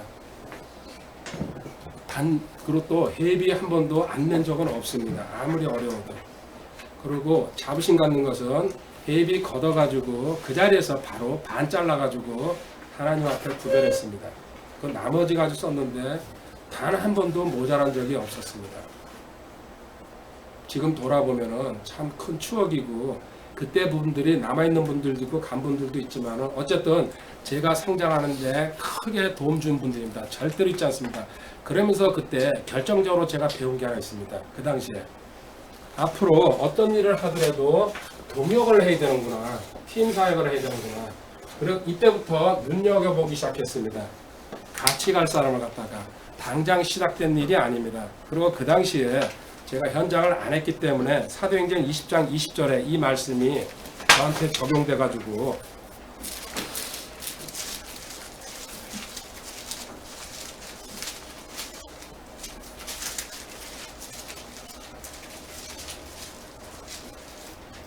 너희에게 유익한 것은 어떤 것도 숨기지 아니하고 너희에게 보여주며 공중 앞에서 또 집에서 집으로 다니며 너희를 가르치고 집이고 뭐고 배우겠다 그러면 찾아갔습니다. 거리에 상관없이 그 집에서도 강의하고 이 말씀을 그리고 저는 가르쳐야 된다는 거 글쎄 제 표현대로 숙명이다 생각하고 내가 아는 거를 그리고 이 원하면은 특별한 문제가 없으면은 근데 사실은 차도 없고 이래가지고 불편했죠. 어떨 때 또 차도 이렇게 대여가 되고 이래가지고 먼 데 있는 사람들은 저기 섬에도 갔으니까요. 그리고 이렇게 하면서 카페 하면서 번개하면서 또 글 쓰면서 최고로 개인적으로 그러면서 전도서 4장 9절부터 12절 동역자를 만들고 만나야 된다는 것 갖다가 정확하게 깨달았습니다. 그 당시에. 그래서 긴 세월 걸려가지고 같이 갈 사람을 만들자. 하나님께서 이래가지고 카페로 하러 가신 것 같다는 것 갖다가 확실히 알고 있었습니다. 전도서 4장 9절부터 12절까지 교독 한번 합시다. 제가 9절 읽게요. 두 사람이 한 사람보다 나으면 그들이 자기들의 수고로 인해 좋은 보상을 받기 때문이라. 혹시 그들이 넘어지면 한 사람이 자기 동료를 일으켜 세우리니 홀로 있는 자는 넘어질 때에 하가 있으리니 그를 도와서 일으킬 다른 자가 도움이 없도다. 또 두 사람이 함께 누우면 그들이 따뜻하게 되거니와 사람이 어찌 홀로 따뜻할 수 있으리요.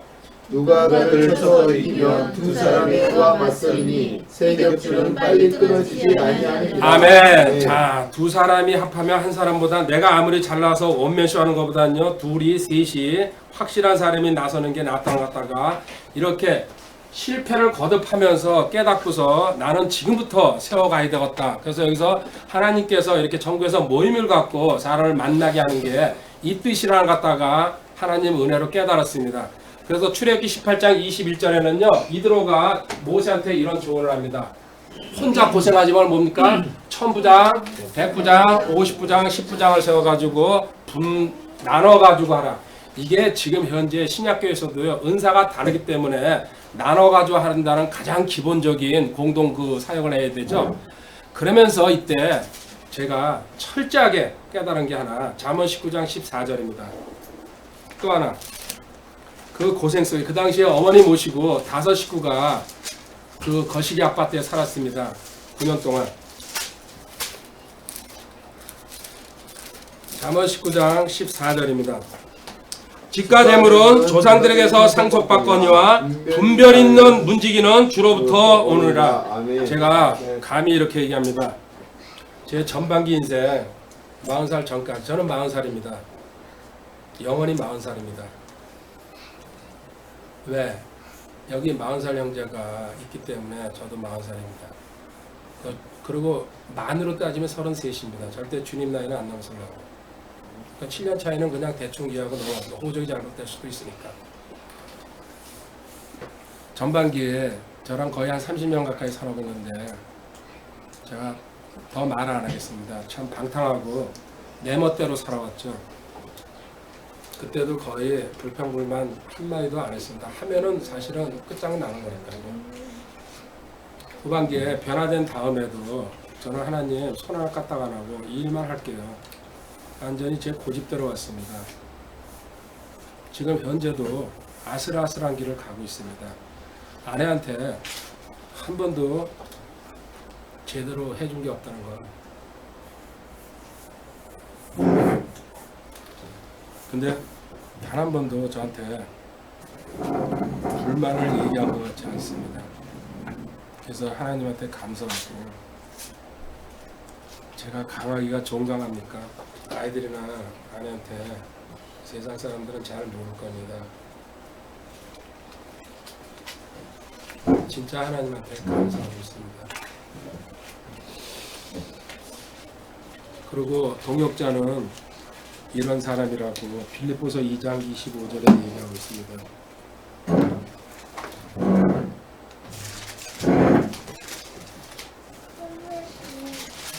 그럼에도 나는 나의 형제여 함께 수고하는 자여 동료 군사여 또한 너희의 사자로서 내게 부족한 것들을 공급한 자인 에바브로디도를 너희에게 보내는 것이 필요한 줄로. 여기 바울 사도가 나의 동역자여 동료 일꾼이요 이런 표현이 몇 사람한테 나오는데 에바브로디도도 이런 동역자를 구해야 된다는 거. 그러면서 제가 이제 그때 기준을 세웠습니다. 능력은 부족해도 사람이 왜 은사를 줬기 때문에요. 각자 은사대로 가면 됩니다. 능력은 부족해도 절대로 저는 뭐라고 안 그럽니다. 대신 신실함과 순종이 있어야 된다는 거. 이거는 시간이 가면서 드러날 수밖에 없습니다. 시대가 그렇습니다. 개인을 통제하는 시대는 지났습니다. 세상에서는 1인 목회랍니다. 일반 개혁교회는. 저는 그 사고방식은 진지게 던져버렸습니다. 여기서 실패를 해봤기 때문에 일로 건너오면서 모든 사고방식이 또 바뀌었습니다. 동역을 해야 되고 같은 상황으로 가야 되고 아모스서 3장 3절이죠. 두 사람이 합의하지 않고 어찌 걸을 수 있겠냐. 그죠? 아까도 얘기했습니다. 합의가 안 되고 자기가 설사 조금 모자라고 조금 순종하기가 거북스러워도 만약에 같이 가기로 길을 정했으면 서로 비방하는 게 아니고요. 서로가 순종해야 된다는 게 글쎄요, 모르겠습니다. 이거 제 사고방식인지 몰라도요. 서로 좀 양보하고 물러설 때도 있고 뒤돌아서서 보면은 금방 답이 나오는데 그 당시에 부르르 해가지고 실수하게 되죠. 그래서 참고 가는 것도 있어야 되는데, 그래서 두 사람이 합의가 안 되면은 절대로 어떨 적에는 옳지 않은 것 같아도 말없이 순종하면서 가야 된다는 거, 이런 모든 걸 갖다가 몇 년 세월 동안 깨달았습니다. 그래서 이런 사람이 어디 있는지 찾아 나서기 시작한 때입니다. 그러면서 제가 특징적으로 카페 기록이나 모든 사진 이런 걸 공개적으로 올리기 시작합니다. 보면은 각자가 판단해라. 단지 이단이나 사이비들이 지독하게 하는 거는 제가 강퇴시킨 걸 잘랐지만은요, 정상적인 루트로 올라오는 글들은 떳떳하게 나는 걷겠다는 그런 뜻으로 이렇게 해가지고 카페를 통해 가지고 참 제가 많이 배우고 많이 성장했습니다. 그러면서도 감사하게 하나님께서 인간을 갖다가 시작하게 해가지고 하나님께서 또 다시 그 말씀을 가리키라는 그 뜻으로 제가 제 생각 제 뜻대로 된 거는 없는 것 같습니다. 이렇게 지체라는 개념을 갖다가 카페와 인간을 통해서 배웠고, 이제 네 번째 단계로 넘어갑니다. 어느 날 지금 현재도 청직이라는 말을 쓰고 있지만은 청직이라는 개념이 또 가장 크게 와 닿았습니다. 그리고 이제 청지기로 살아가야 되겠다는 게 제 목표가 됐습니다. 청지기란 말이 뭡니까? 관리라는 뜻이죠. 하나님 걸 갖다가 관리한다는 거. 고린도전서 4장 1절 2절입니다. 고린도전서.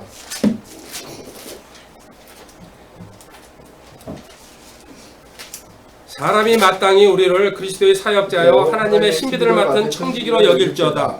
또한 청지기들에게 요구되는 것은 신실한 사람으로 청지 강조했죠. 제가 신실한 말은 다른 말은 충성이죠. 신실함과 충성만 요구하는 거. 그리고 이제 성장하다 보니까요, 고린도후서 5장 10절에 그리스도의 심판석이라는 개념이 확고하게 들었습니다. 한번 읽어보겠습니다. 이 다음에 너는 이 심판대에 올라서 가지고 네가 한 모든 일에 대해서 낱낱이 보고하고 점검받아야 된다는 거. 고린도후서 5장 10절. 우리가 반드시 다 그리스도의 심판석 앞에 나타내니 이로써 각 사람이 좋은 것이든 나쁜 것이든 자기가 행한 것에 따라 자기 몸 안에 이루어진 것들을 받으리라. 아멘.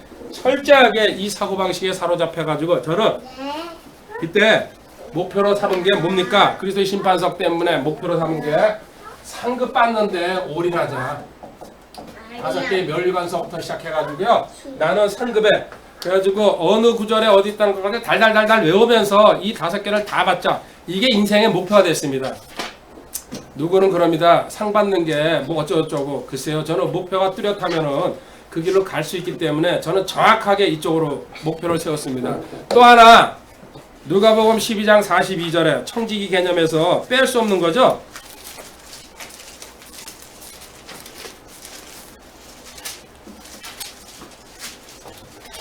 주께서 이르시되 그런즉 자기 주인으로부터 그의 누가복음 12장 42절 주께서 이르시되 그런즉 자기 주인으로부터 그의 집사람들을 넘겨받아 다스리며 제때 그들에게 그들 목에 양식을 나누어줄 신실하고 지혜로운 청지기.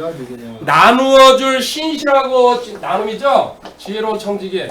그래서 뭐라 그랬어요? 제가 배워서 남주자가 우리 카페 표현을 만든 겁니다.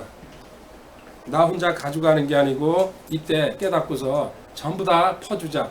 그릇이 되는 사람한테, 그릇이 되지 않는 사람한테는요, 제가 책을 제 거 다 줘도요, 그 사람한테 휴지밖에 안 돼요. 단 한 번도 펼쳐보지도 않습니다. 처음에 첫 장을 보겠죠, 호기심 때문에. 이렇게 알면 됩니다. 하나님이 있잖아요. 뚜껑 안 열어주면요, 천하에 없는 제 노트나 성경을 줘도요, 그 사람한테 무용지물이 됩니다. 이거 성장하지 않으면 절대 모릅니다. 근데 모르는 사람들은 제 성경이나 제 책 가져가면 그만한 그릇이 된 사람은 분명히 성장합니다. 제 걸 볼 수가 있으니까요. 근데 그릇이 안 된 사람은요, 천하에 없는 책을 갖다 저도 그렇게 성장해 왔습니다. 지금 예를 들어서요, 제일 세상에서 고차원적인 책을 갖다 저도 몰라요. 12년 걸렸다 그러잖아요. 그 책 한 권 파헤치고 내놓는데.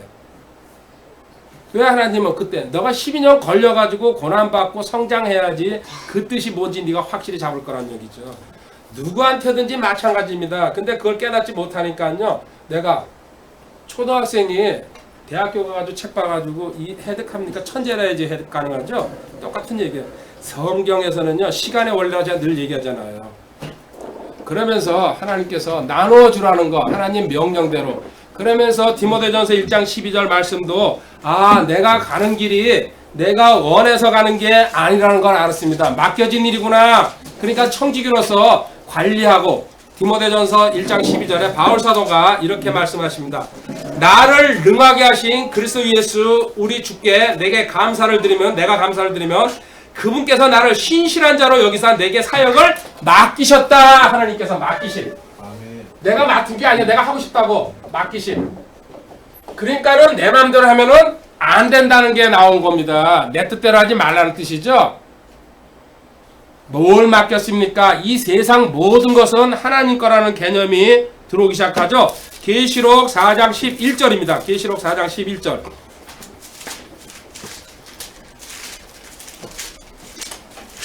오 주여 주는 영광과 존귀와 권능을 받기에 합당하시오니 주께서 모든 것을 창조하셨고 또 그것들이 주를 기쁘게 하려고 존재하며 창조된 이 세상 모든 만물은 하나님께서 창조하셨고 하나님을 기쁘게 하려고 존재하며 창조됐다는 거. 이제 이 개념을 확고하게 깨닫고서 디도서 1장 7절에 하나님의 청지기로서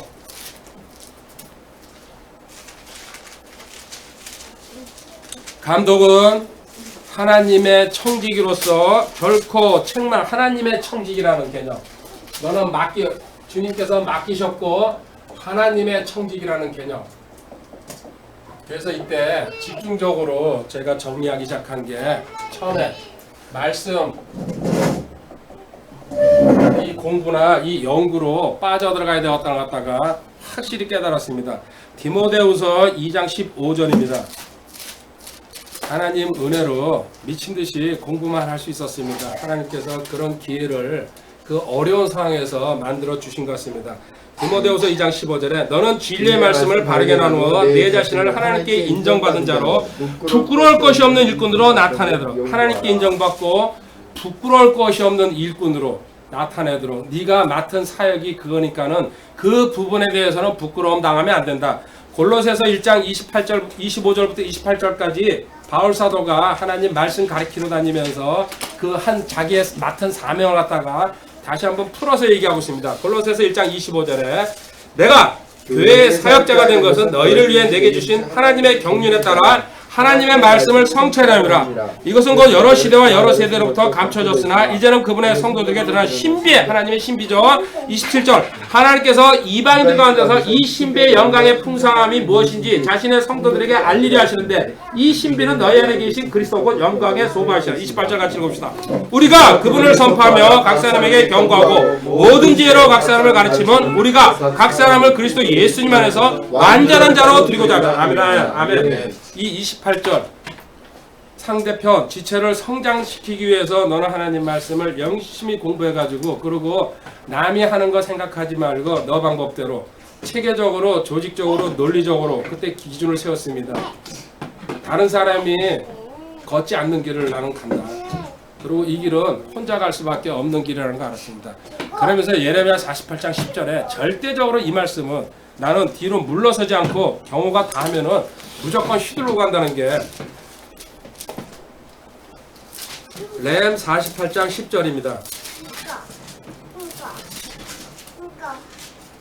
주의 일을 속임수로 행하는 자는 저주를 받으며 자기 칼을 억제하여 피를 흘리지 않는 자도 저주를 받으리라.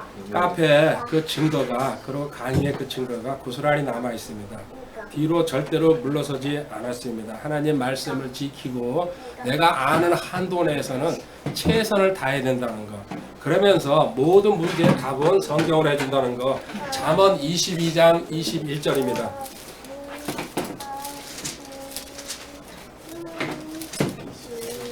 잠언 22장 21절.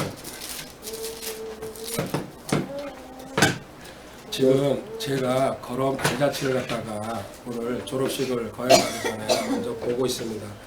너로 하여금 진리의 말씀들에 확실함을 알게 하며 또 너에게 사람을 보내는 자들에게 진리의 말씀들로 답변하게 하려 하며. 아멘. 아멘. 그리고 두 번째, 이때는 이제 그 나름대로 성숙하게 이제 됐다고. 물론 성숙은 점진적으로 계속 이루어져 가는 겁니다. 끝났다는 얘기는 아닙니다. 됐다는 걸 갖다가 알고, 그 다음에 이제 고난도 나한테는 필수다는 걸 갖다가 확실히 깨달았습니다. 대가를 치르는 거죠. 제가 반항한 거에 대해서. 베드로전서 4장 12절부터 14절에 베드로전서가 고난에 관한 그 성경이죠. 4장 12절부터 14절까지 사랑하는 자들아 너희를 단련하고 오는 불같은 시련에 가면 마치 이상한 일이 너에게 일어나는 같이 이상해.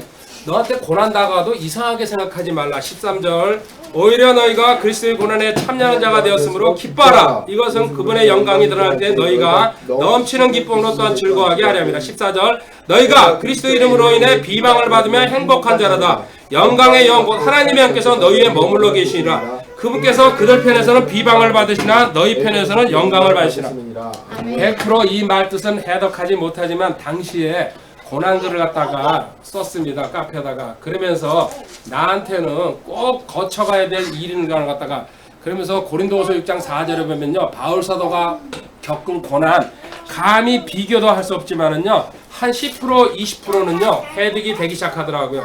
왜?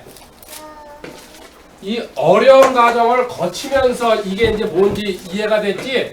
제가 여기서 실패하라고 편안하게 갔으면요 고난이란 말 자체도 솔직히 몰랐을 겁니다. 고린도서 6장 4절에 오직 모든 일에서 우리 자신을 하나님의 사역대로 입증하되 많은 인내와 고난과 궁핍과 공경과 5절 매맞음과 옥에 갇힌가 소동과 수고와 깨어있음과 금식 가운데 그리하고 순수함과 지신과 오래 참음과 친절함과 성령이 거짓 없다는가. 그 다음에 9절부터 읽읍시다.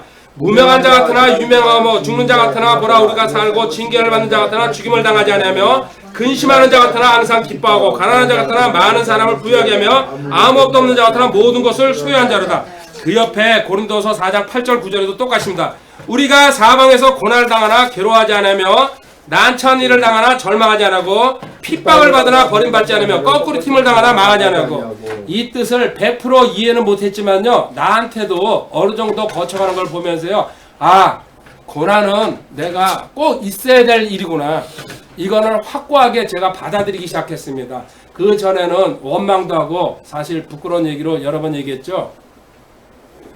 뛰어내리려고 자살도 생각했습니다. 그 5층에서 혼자 있을 때에 아무도 집에 언제 어머니 계셨을 때예요. 근데도 은혜로 살아났습니다. 그 당시에 또 자살이 유행할 때거든요. 진짜 힘들었고 물질도 그랬고 생활도 그렇고 모든 게 전반적으로 아이들은 다 장성했는데 아무것도 할 수 없다는 그 가장이. 그리고 유일하게 공부하는 일밖에 없었어요. 근데 공부도 하다 보면 지치더라고요. 그리고 짜증나고 신경질 나고 그리고 화 풀고 싶고 그때 그래서 자전거 타고 이 일산 벌판 참 많이 돌아다녔습니다. 몇 년 동안. 그래서 벌판에서 화 풀고 왔습니다. 하나님 내가 왜 이렇게 아무리 반항했다 그래도 이렇게 살아야 되냐고.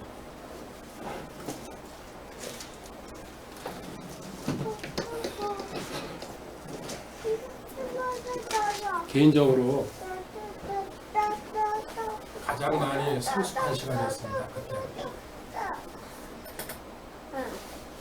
헌신이 뭐라는 거 개념 깨닫고 시간 관리 어떻게 해야 된다는 거 깨닫고 가정은 어떻게 해야 된다는 거 물질 어떻게 해야 된다는 거 깨닫는 시간이었습니다. 헌신에 대해서는 로마서 12장 1절 2절입니다. 그래서 산 재물이란 말 뜻은 정확하게는 몰랐지만은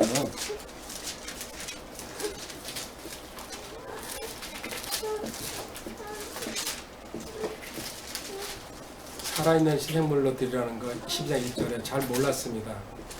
그러니까 전체적으로 해득이 되니까. 그리고 시간 개념에 대해서는요. 에베소서 5장 16절 시간을 되찾으라. 날들이 악하다는 거.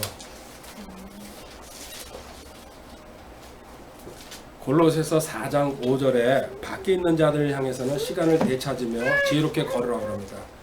이런 말뜻, 그래서 점점 세상과 분리되기 시작했습니다. 거의 완벽할 정도로.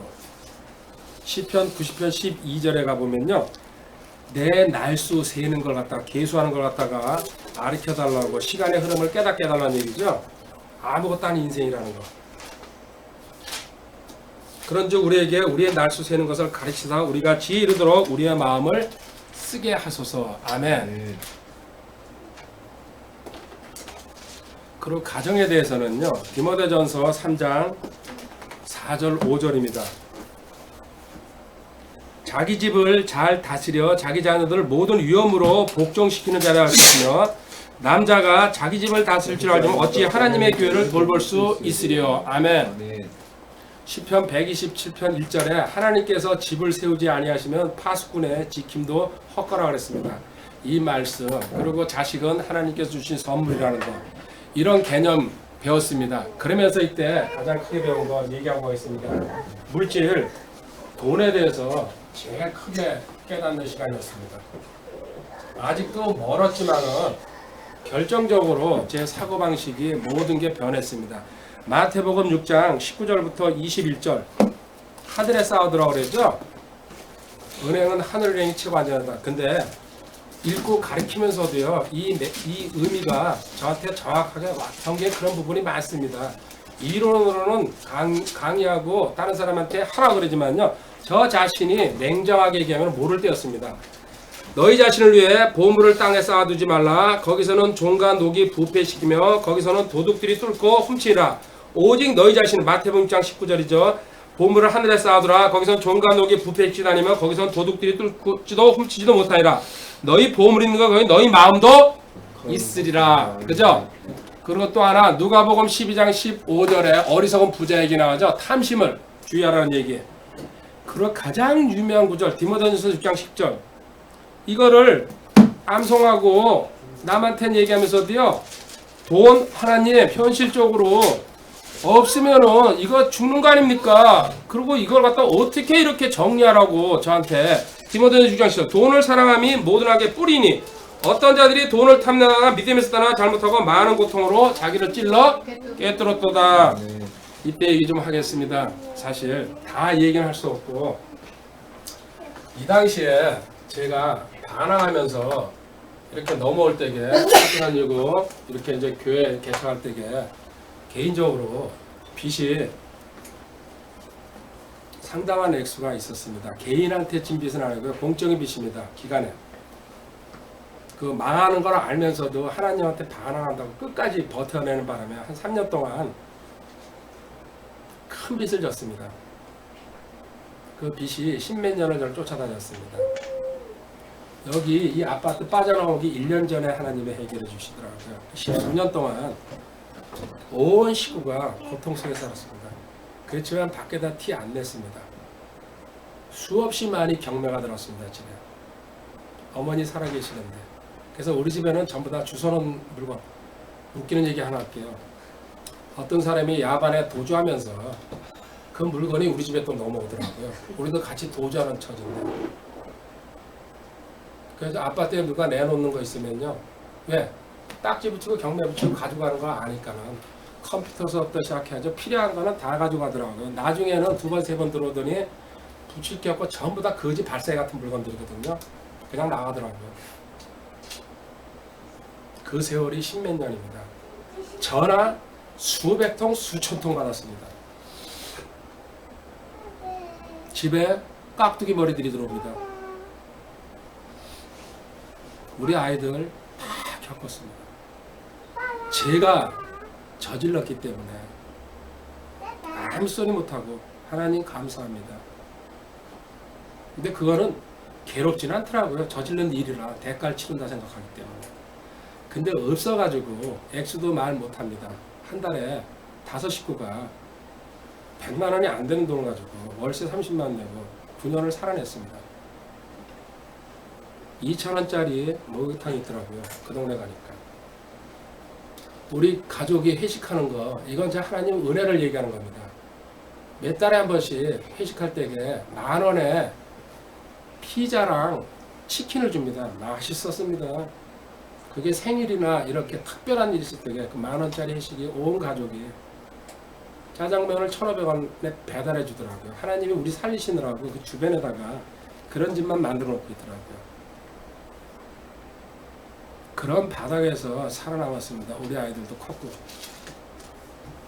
저한테 그래서 누가 돈 가지고 뭐 이렇게 어쩌고저쩌고 한다는데 제가 속으로 웃습니다.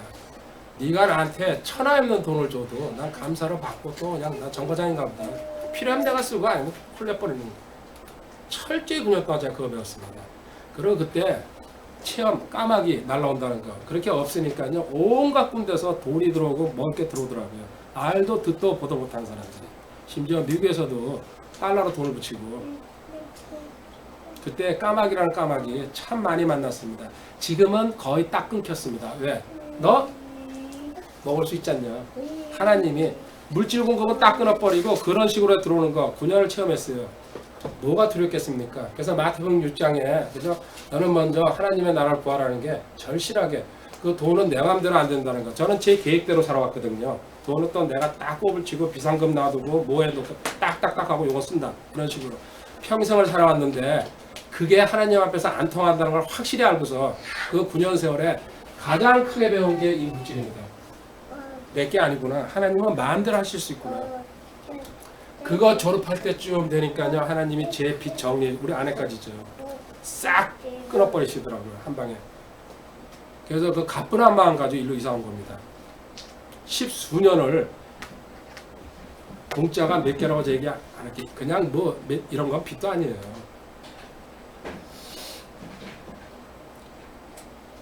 그런데도 살아남았습니다. 그리고 그때 가장 힘들 때게 밖에다가 참 비참한 얘기 좀 할게요. 그래서 그 당시에 집안에 애경사라든지 초상이라든지 거의 일절 못 갔습니다.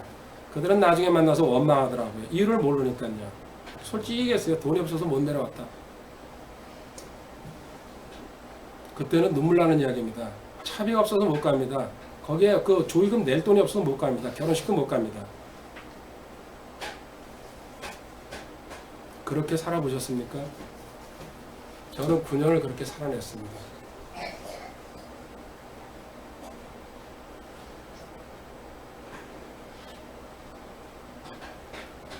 하나님 은혜입니다.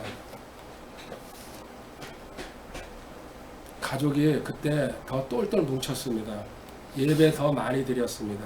그리고 저 개인적으로 공부 제일 많이 할 때입니다. 외롭고 힘드니까는 오직 내 길은 이거밖에 없다 싶어가지고 그거 아니면은 미쳤을 겁니다. 그 당시에.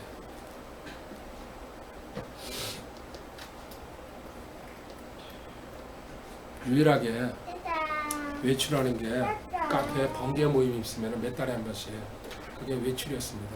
그렇지 않으면 자전거 타고 밖에 들어가고 거의 집에 붙박이로 아내는 일을 해야 되니까요. 두 아이들 학교 가고 그리고 기숙사 생활하고 지금은 근데 꿈만 같습니다. 그리고 언제 그런 일이 있었냐 지금 돌이켜보고 있지만요. 꿈만 같습니다. 그리고 그 고생 그때는 물 떨어지고 참 누전되고 온갖 그 일 다 겪었죠. 생각도 안 납니다. 잘. 이제 마지막으로 제가 5번째 여기 왔습니다. 이 개념 확실히 한 거 11월 달입니다. 여기까지는 안 갈 줄 알았습니다. 남들은 다 뭐 좋은 분이에요, 뭐 어쩌고 해도요. 그리고 종은 벨이 좋죠, 이거 땡치는 거. 근데 이거 있잖아요. 이 종이 좋지, 이거 겨울이라고 안 되네. 나는 여기서 끝내려고 했습니다. 청직이로서 관리 제대로 한 하나님 거 맡겨졌잖아요. 근데 이 단계로 왔어요. 바울 사도가 우리 벼랑과 잘 알죠. 사도라고 큰 소리 막 칩니다. 처음에는 그죠? 그 다음에 뭐라 그럽니까? 나는 성도라고 변합니다. 옛날에 이거 강의했습니다. 그죠? 그 다음에 나중에 세 번째 뭐라 합니까? 괴수라고 얘기합니다. 그죠? 난 지금 중에 마지막으로 뭐라 합니까? 종이라는 표현을 쓰기 시작합니다. 바울 사도 변한 거 한번 보실래요? 로마서 1장 1절에 종이라는 표현만 보겠습니다. 성경에 다 나와 있는 겁니다.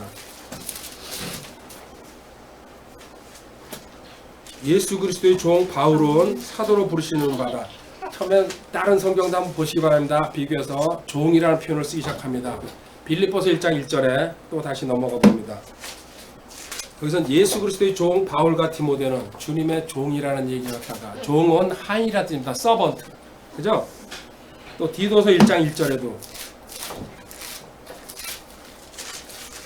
하나님의 종이요 예수 그리스도 하나님의 종이라는 말이 이제 먼저 나오시는데 나중에 세월이 변하면서 베드로도 그렇게 충동적이고 다혈질로 살았는데 베드로는 두 가지 썼죠. 베드로전서 1장 1절 쓸 때는요 아주 당연하게 예수 그리스도의 사도라고 딱 썼습니다.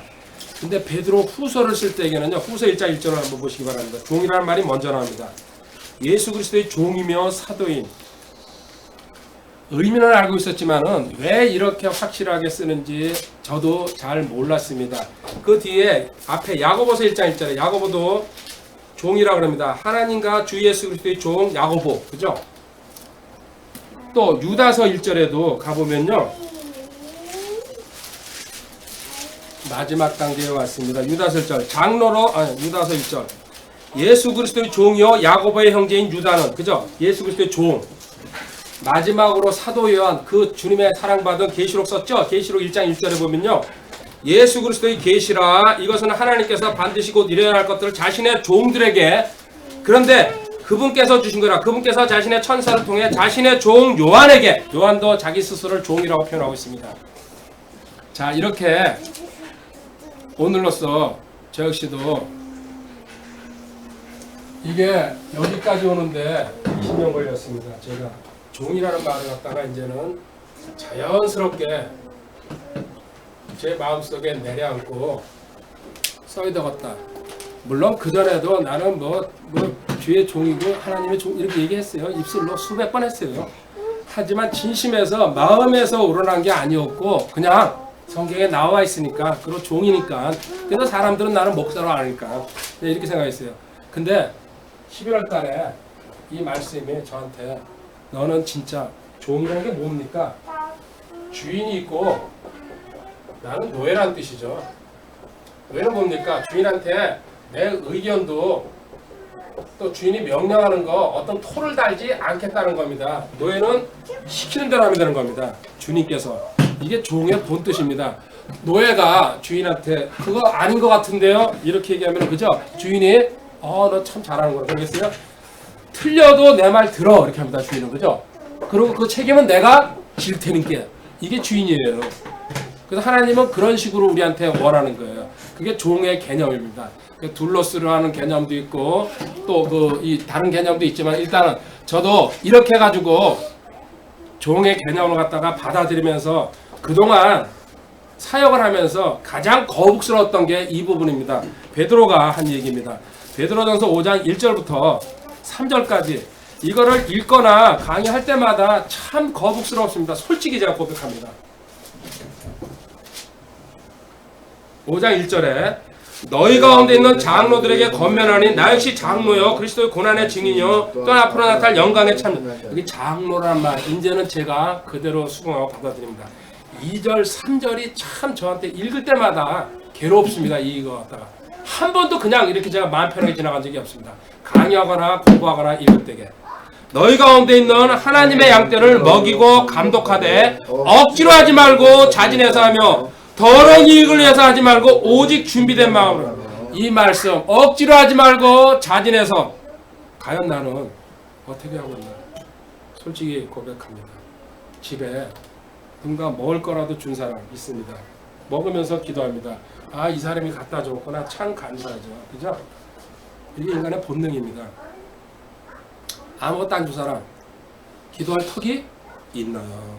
생각도 안 나는데 또 밉살스럽게 구는 사람은요 제가 솔직한 얘기하는 겁니다. 카톡방에 기도 요청이 올라와도요 1초도 안 합니다. 하나님 기억하여 주시옵소서 그러고 덮어버립니다. 내 공부해야죠. 본능입니다. 잘하는 사람이 있습니다. 하나님 이 집은 보통 집이 아닙니다.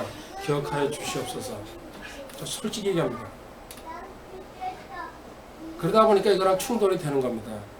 제가 좋아하는 사람, 저한테 잘해주는 사람은 시키지 않아도 이불에 앉아서도 자기 전에도 기도합니다. 하나님 그 집 기억하여 주시옵소서. 그 나머지 집은요 하나님 잘 모르겠습니다. 하나님 알아서 하십시오. 솔직히 얘기합니다. 근데 이걸 보면요, 억지로 하지 말고 자진해서 하면 더러운 이익을 하지 말고 오직 준비된, 항상 부닥칩니다. 내가 이 모습으로 살아가고 있지 않다는 거. 3절에 하나님의 상속 백성의 주인처럼 군림하지 말고. 이게 또 충격입니다. 군림하지 말라고. 하나님 나는 목사인데요. 군림이 기본 자세가 아닙니까? 아니다. 성경에 군림하지 오직 양떼에게 본이 되라.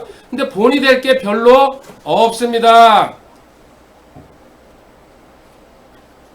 그래가지고 사실은 이때 카페 인강 시작할 때게 카페 시작할 때게 이때 목사 타이틀을 내놓으려고 처음으로 시작할 때입니다. 오래됐습니다. 6년 7년 전부터 목사가 성경적이 아니라는 걸 정확하게 알고 있었거든요. 목자는 목자지 이때 와서 한 게 아닙니다. 이때 벌써 알았습니다. 성경을 공부하다 보니까는. 근데 언젠가 기회가 하나님 주실 거다 올 거다. 내 스스로 내놓는 건 참 뭐하더라고요. 그런 상황에서 제가 이제 상의를 했습니다. 주변에 사업자나 못했는데 저 이걸 내려놓겠습니다. 절대로 하지 말라고 그러더라고요. 왜? 내려놓는 순간부터 무시당하고 짓밟고 같은 급으로 생각한다. 그래서 자기가 좀 그렇게 철저히 당했기 때문에 절저히 그건 하지 마라. 일부러 내놓지 말라고 하더라고요. 그래가지고 그것 때문에 제가 안 내놓았던 건 아닙니다. 저는 각오했습니다. 그렇게 되더라도 하나님 제가 그 길을 가겠습니다. 왜? 하나님께서 원하신다 그러면은 이게 타이틀이 중요하지 않다는 걸 갖다가 절대적으로 깨달았기 때문에. 그런데 그걸 갖다가 어느 날 배란간에 이렇게 한다는 거는 아무래도 이상하다는 생각이 들어서 하나님께서 기회 주시겠지 그러면서 이때부터 지금까지 왔습니다. 그러면서 올해 큰일이 개인적으로 저한테 4건이 일어났습니다. 물론 여러 건 있지만 4건을 상세히 밝히지 못하지만 제가 이렇게 얘기할게요. 이게 저한테 가장 크게 왔기 때문에 이걸 통해 가지고 제가 이 자리에 왔고 종의 개념을 갖다가 확실히 체득하고 11월 달에 그 은혜 사건으로 들어온 것 같습니다. 첫 번째, 정확하게 뭐라고 얘기는 못합니다. 왜? 각자 개입이 되어 있는 문제가 있기 때문에. 어떤 한 건이 왔습니다. 사실 그 건은 제가 지금도 반바이라고 얘기합니다. 뭐 내가 잘났다 못났다 떠나가지고 이거는 이 정도로만 하고 지나가겠습니다. 두 번째 건이 왔습니다. 이거는 저에 대해서 직간접적으로 이상한 소문이나 풍문이 들어오기 시작하더라고요. 저는 카페 외에는 인터넷을 일전을 안 하니까 카톡방 그 우리 그 식구들 외로는. 그래서 그때 제가 생각했습니다. 이걸 어떻게 할까요, 하나님? 정면으로 대항하고, 원래 제 성격이 그렇습니다. 근데 두 가지 경우를 봤습니다. 고린도전서 9장 1절 2절에 바울 사도한테도 평생을 쫓아다니면서 바울 사도 그 뒤통수를 갖다 긁은 게 이거죠. 너가 사도냐 아니냐, 그렇죠? 고린도전서 9장 1절에 내가 사도가 아니냐, 내가 자유로운 자가 아니냐, 내가 예수 그리스도 우리 주를 보지 아니하느냐, 너희는 주 안에서 행한 나의 일이 아니냐. 2절 다른 사람들에게는 내가 사도가 아닐지라도 분명히 너에게는 사도이니 너희는 주 안에서 나의 사도직의 봉이라. 자, 바울이 얘기입니다. 너희 고린도 교회인들은 나한테 이 얘기 못한다. 너희 교회를 개척하고 너희들이 거기 서 있는 이유가 나 때문에 아니냐. 그게 나 사도라는 증거다. 지금 이 뜻입니다. 저도 내가 당신이 나 그 주변에서 뭐라는 거 신경 안 씁니다. 내가 카페라고 인강하라고 이 자리까지 왔다. 이게 나한테 하나님의 증명인데 너희들은 그것도 모르고 있구나. 내가 이런 사람을 하나님 상대를 할까요 말까요? 마태복음 27장 몇 절입니까? 주님께서 이 하신 말씀이 있습니다. 27장 14절 빌라도가 물을 째게 27장 14절 찾아서 한번 읽어보세요. 주님께서 그에게 결코 한 말씀도 대답하지 아무 대답도 안 했다. 알지 못하는 사람, 잠언 26장 4절이죠. 차라리 알지 못하는 자에게는 대답하지 말고 너도 어리석게 보인다고. 그때 제가 순간적으로 하나님 은혜로 결정했습니다. 입을 다물고 가자. 이거는 진짜 제가 크게 성공했습니다. 이게 결정타가 됐습니다. 저한테 일로 오는 거. 제가 개인적으로 이때 잠언 26장 4절이죠. 이때 만약에 제가 인간적인 방법으로 들어갔으면 진흙탕 싸움이 됐을 겁니다. 근데 입 다물고 하나님이 아시고 언젠가 때라는 게 있어요. 사람은 모든 걸 갖다가 제가 지금 그래서 이런 내용도 뭐 돈 이런 것도 샅샅이 안 밝히는 개인적인 일이고 뭐야 내가 무슨 뭐 치졸당하는 겁니까? 근데 하나님이 원하시는 때 하나님이 원하는 시간에 자사전을 쓰든지 뭘 쓰든지 그래 다 기록이 나오는데 굳이 저는 이제 제가 죄송합니다 피레미들한테 이것도 저것도 모르는 인생들한테 굳이 날 갖다 현재 다 까발려 나 이렇다 너희들은 그런 수준이 아니다 생각이 들어가지고요 이때 하나님한테 제가 개인적으로 생각합니다 크게 인정받은 것 같습니다 진짜 참 잘했습니다 근데 금방 교만에 빠져가지고요 세 번째 사건이 일어납니다 이건 개인 대 개인의 일입니다 이건 말하기조차도 부끄럽고 창피하고 1대1이었는데 참담했습니다. 어느 정도로 제가 참담하면 실패했거든요. 이 성공에 취해가지고 여기 일어난 일이에요.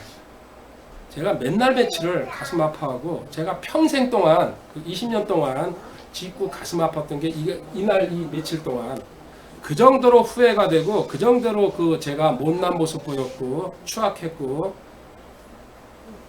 하나님은 성공 준 다음에 실패를 주면서 저 자신을 제일 깊이 제가 이때 며칠 동안 돌아봤습니다. 저 자신을. 그렇게밖에 할 수 없었나. 이때가 진짜 죽고 싶을 정도로 부끄럽고 창피하고 어리석고 더 말로 표현할 수 없을 정도로 며칠을 울었습니다. 저녁에 이불 속에서.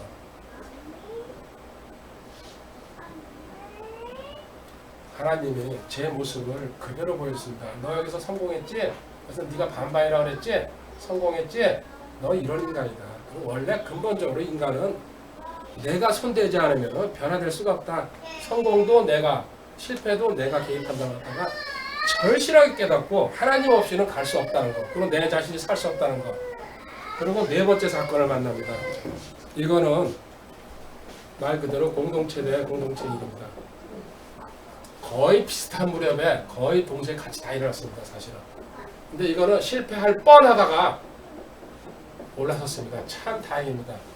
이 네 건이 저한테 결정적으로 올해 제 중심을 다 흔들었으니까요. 그리고 성공도 했고 크게 했습니다. 이건 진짜 실패도 아주 그냥 성공한 것만큼 실패가 더 컸습니다. 사실 비율로 따지면 이게. 그리고 네 번째 마지막에 가서 반성공이죠. 실패할 뻔하다 올라섰으니까요.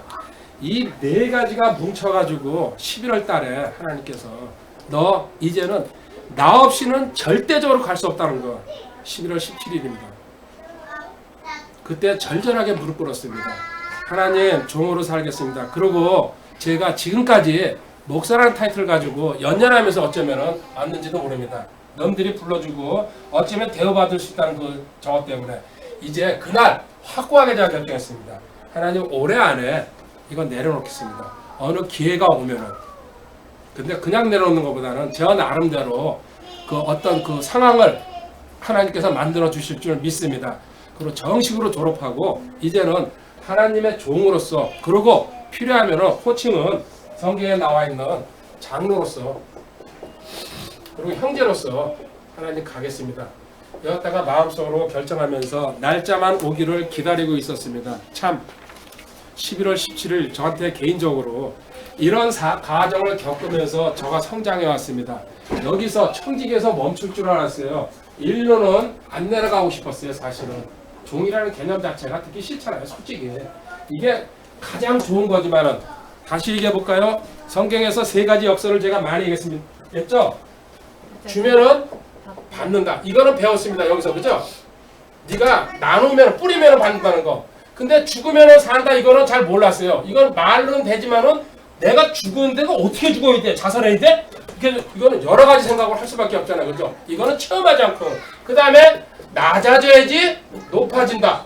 이것도 이 세 가지 역설이라고 그러는데요. 이 두 개는 알듯 하면서도 안 오더라고요.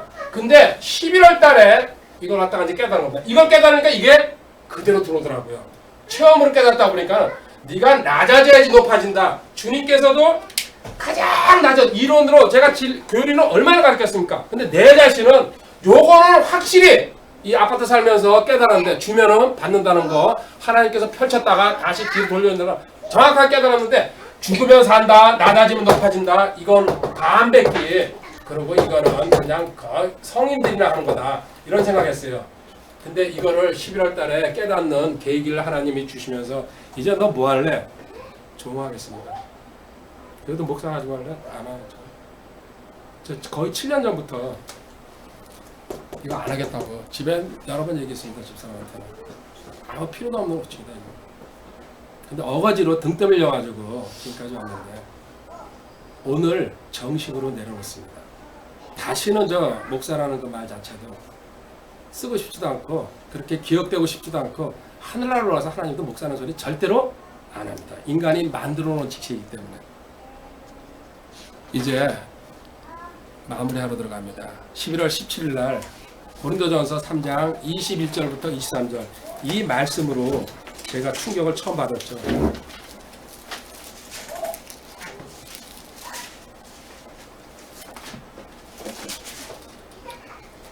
고린도전서 3장 21절 그러므로 아무도 사람들을 자랑하지 말라 모든 것이 너희 이 모든 것이 너희 것이라는 이 말에 일단 걸려들었습니다. 근데 이게 말이 안 되죠. 하나님 거죠. 그런데 연합이 되면은 이렇게 된다. 그 다음 22절에요. 바울이나 아볼로나 게바나 세상이나 생명이나 사망이나 현재 것들이나 장래 것들이나 모든 것이 또 한 번 강조했습니다. 그 다음에 23절 너희는 그리스도의 것이요 그리스도는 하나님 하나님 그리스도 너 그래가지고 너가 세상에 있는 거 전부 다 품을 수 있다는 거 도대체 이게 어떻게 가능할까 궁금했는데 그날 연합을 알게 되면서 아 하나님이 진심으로 말씀하신 거 진리구나. 그리고 해석이 안 됐던 부분 에베소서 4장에 있습니다. 이론으로는 제가 얼마든지 해석하고 강의를 했던 건데 실질적으로 저한테 다가왔습니다. 에베소서 4장 4, 5, 6절입니다. 너희를 부르심의 한 소망에서 너희가 부르심을 받은 것 같이 한 몸과 한 성령이 있고 한 주와 한 믿음과 한 침례 한 하나님이 여기 하나 해가지고 7개가 나옵니다. 이게 도대체 설명을 했습니다. 삼각형으로 이렇게 그려가면서 근데 이 말뜻도 확실히 해야 듣겠습니다. 그러다 보니까 제가 탁 멈춰선 게 있습니다. 책을 쓴다고 긴 시간을 투자했는데 아 여기서 이런 진정한 이 그 교리가 빠졌구나 이걸 모르고 내가 반쪽으로 썼구나 책 자체를 덮어버렸습니다. 지금도 결정은 못하고 있습니다. 하나님 전체를 고쳐야 됩니까? 아니면은 나중에 다시 고쳐갔어야 됩니까? 거의 전 성경에 걸쳐져 있는 이 교리를 갖다가 제가 제 나름대로 지금까지 배운 것만 가지고 했는데 이 교리를 알고 나니까는 전반적으로 바꿔야 된다는 거. 그리고 세상에 있는 주석도 이렇게 확실하게 깨닫지 못하면은 자기 주관대로 쓴다는 것 갖다가 정확하게 그때 봤습니다. 그래서 주석이 중요하지 않다는 것은 옛날부터 알고 있었지만은 더 한 번 더 계기가 됐습니다. 참고는 할 수 있지만은 그 주석을 들고서 이러쿵저러쿵 얘기할 필요는 없다는 거. 그리고 또 하나 나는 무익한 종이라는 거. 누가 보면 17장 10절에 있죠? 무익한 종. 이 개념도 그렇게 내가 흉내내면서 이렇게 흔들면서 왔는데 그날 확실하게 내 머리에 와 닿았습니다. 내 권리나 내 소유나 내 의견 또 하나님이 거절하시더라도 서운하게 생각하지 말고 모든 것 하나님 앞에 드리면서 순종해야 된다는 거. 이거 깨달았습니다. 마무리합니다. 제가 오늘 세족식을 합니다. 근데 처음에 시작할 때 얘기했지만요. 주님이 요한복음 13장에서 하셨습니다. 그렇다고 이걸 갖다가 계속 하라 말라 이 얘기는 하는 게 아닙니다. 아까 읽었습니다. 알고 행하면은 복되다고 그죠? 그래서 지금까지 지체들이 저와 동행해 주신 것에 대해서 감사하는 의미로 또 하나 앞으로 내가 이 길을 계속 가는데 저 개인의 결단입니다. 하나님 이제 진짜 청지기에서 종으로 완전히 변신됐다는 것 갖다가 세상에다가 알리고 물론 안 하고 섬기고 하면 됩니다. 그렇지만 저는 저 나름대로 왜 그러냐면요. 여호수아 4장에도 보면요. 이런 얘기가 있죠. 요단강을 건넌 다음에 건널 때 그 안에다 뭐라 그럽니까? 기념 돌 12개를 넣어두라 한다. 그 물이 잠겨가지고 보여요, 안 보여요? 안 보이지만 하나님은 그렇게 하라 그랬어요. 그리고 또 거기서 12개 빼놔 어디다가 길가에다가 12개 세워놓고서 늘 기억하라 그랬습니다. 자, 또 사무엘상 7장 12절에 보면요. 에벤에셀이라고 하나님께서 미스바에다가 돌을 기둥에서 세우고서 왜? 블레셋을 물리쳤다 그래가지고요. 사무엘이 돌 가져와서 세운 다음에 하나님께서 여기까지 우리를 도우셨다. 이런 기념 표지를 갖다 하나님도 중간중간 세우고 가십니다. 성경을 보면요. 저 역시도 지금 제가 완전히 다시 한번 또 달라지고 재결단한다는 그 표시로 이걸 선택했습니다. 물론 다른 식으로 다른 의미로 할 수도 있지만은 저는 제가 받은 은혜대로 이거를 성경적이다 비성경적이다 이런 얘기는 하고 싶지 않습니다. 그래서 개인적으로는 많이 망설였어요.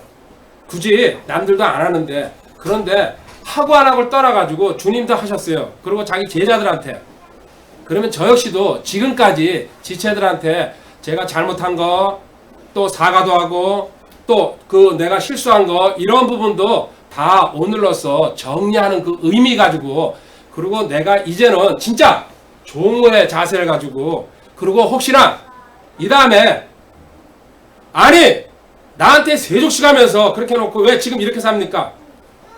추궁할 수 있는 근거도 제가 주는 겁니다. 그래야 안 그래요? 이러면 안 되지 않습니까? 근거를 남기고 싶습니다. 그래서 아무 다른 뜻은 없습니다. 여기에 대해서 이러쿵저러쿵 얘기하는 거 본인이 각자가 알아서 하고요. 저는 그렇다고 이걸 갖다가 제가 뭐 물론 각자 개인이 알아서 하는 겁니다. 누굴 하라 말라 지금 참여하는 것도 각자의 의지입니다. 그리고 앞으로도 이 일을 한다 안 한다 이거는 지금 현재 제가 얘기하지 않도록 하겠습니다. 내가 죽었다는 표시를 내 마음속에 간직하고 침례받는 거랑 똑같습니다. 그런 그 어떤 표지로서 한번 그 지체들한테 그리고 내년을 앞두고서 다르게 변화되지 않겠냐 이런 생각 속에서 하는 겁니다. 그러니까는 절대 강요는 아니니까요. 어느 누구도 여기에 이렇게 그 마음이 내키지 않으면은 참여 안 하셔도 됩니다. 마지막 읽고 치우겠습니다. 욥기 23장 10절부터 14절까지입니다.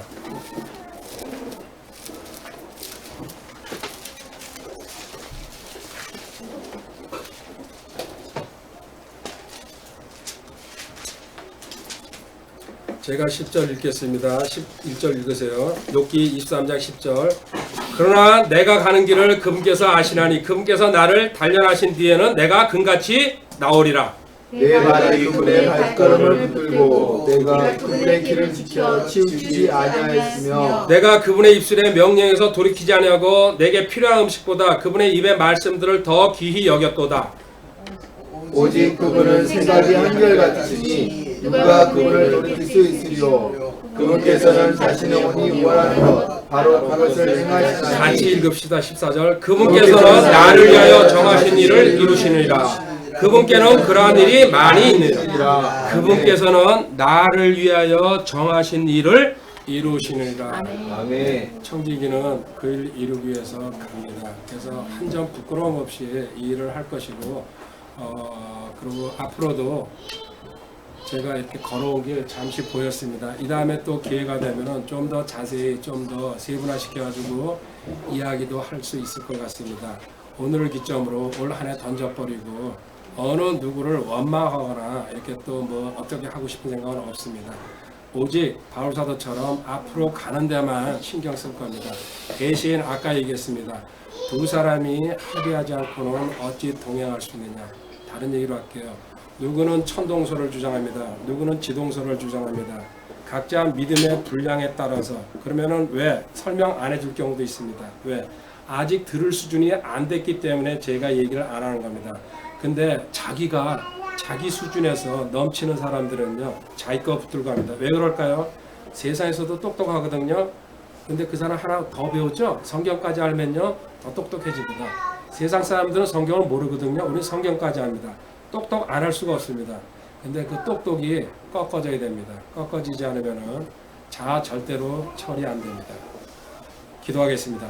하나님 감사합니다. 올 한 해 마무리 지으면서 주님 참 죄송스럽게 제 얘기했습니다. 근데 이유는 단 하나입니다. 주님 드러내고 주님 자랑하고 싶고 주님 은혜로 왔다는 거 고백하고 싶어서 이야기했습니다. 주님 불필요한 부분은 주님 불쌍히 여겨 주시옵고 제하여 주시옵소서. 이제 내년을 기억하면서 다시 갑니다. 주님 참 떠난 지체들이 있습니다. 그리고 기억도 안 납니다. 카페에서도 그렇고 혹시나 상처받은 지체들도 있습니다. 주님 여러 가지 모습으로 떠났지만 주님 저들 어디 있든지 이 다음에 하늘나라에서 만난다는 거 저희들 기억하고 있습니다. 저들 위해서 생각날 때마다 기도할 수 있는 마음도 허락하여 주시옵소서. 이제 저희 공동체 역시 또 2015년도에도 움직여갑니다. 주님께서 덮으시면 만족합니다. 주님께서 세워주셔도 만족합니다. 당장 저희들이 어쩌다 저쩌다 얘기하지 않고 오직 하나님의 뜻 진리의 길로만 갈 수 있도록 도와주시옵소서. 주님 저희들 오직 은혜로만 이 길 갑니다. 주님께서 예비하신 분들 붙여주실 줄 믿습니다. 감사합니다. 주 예수님의 거룩하신 존함으로 기도드립니다. 아멘. 아멘. 고맙습니다. 제가 개인적인 얘기 좀 너무 많이 했는데 용서해 주시기 바랍니다.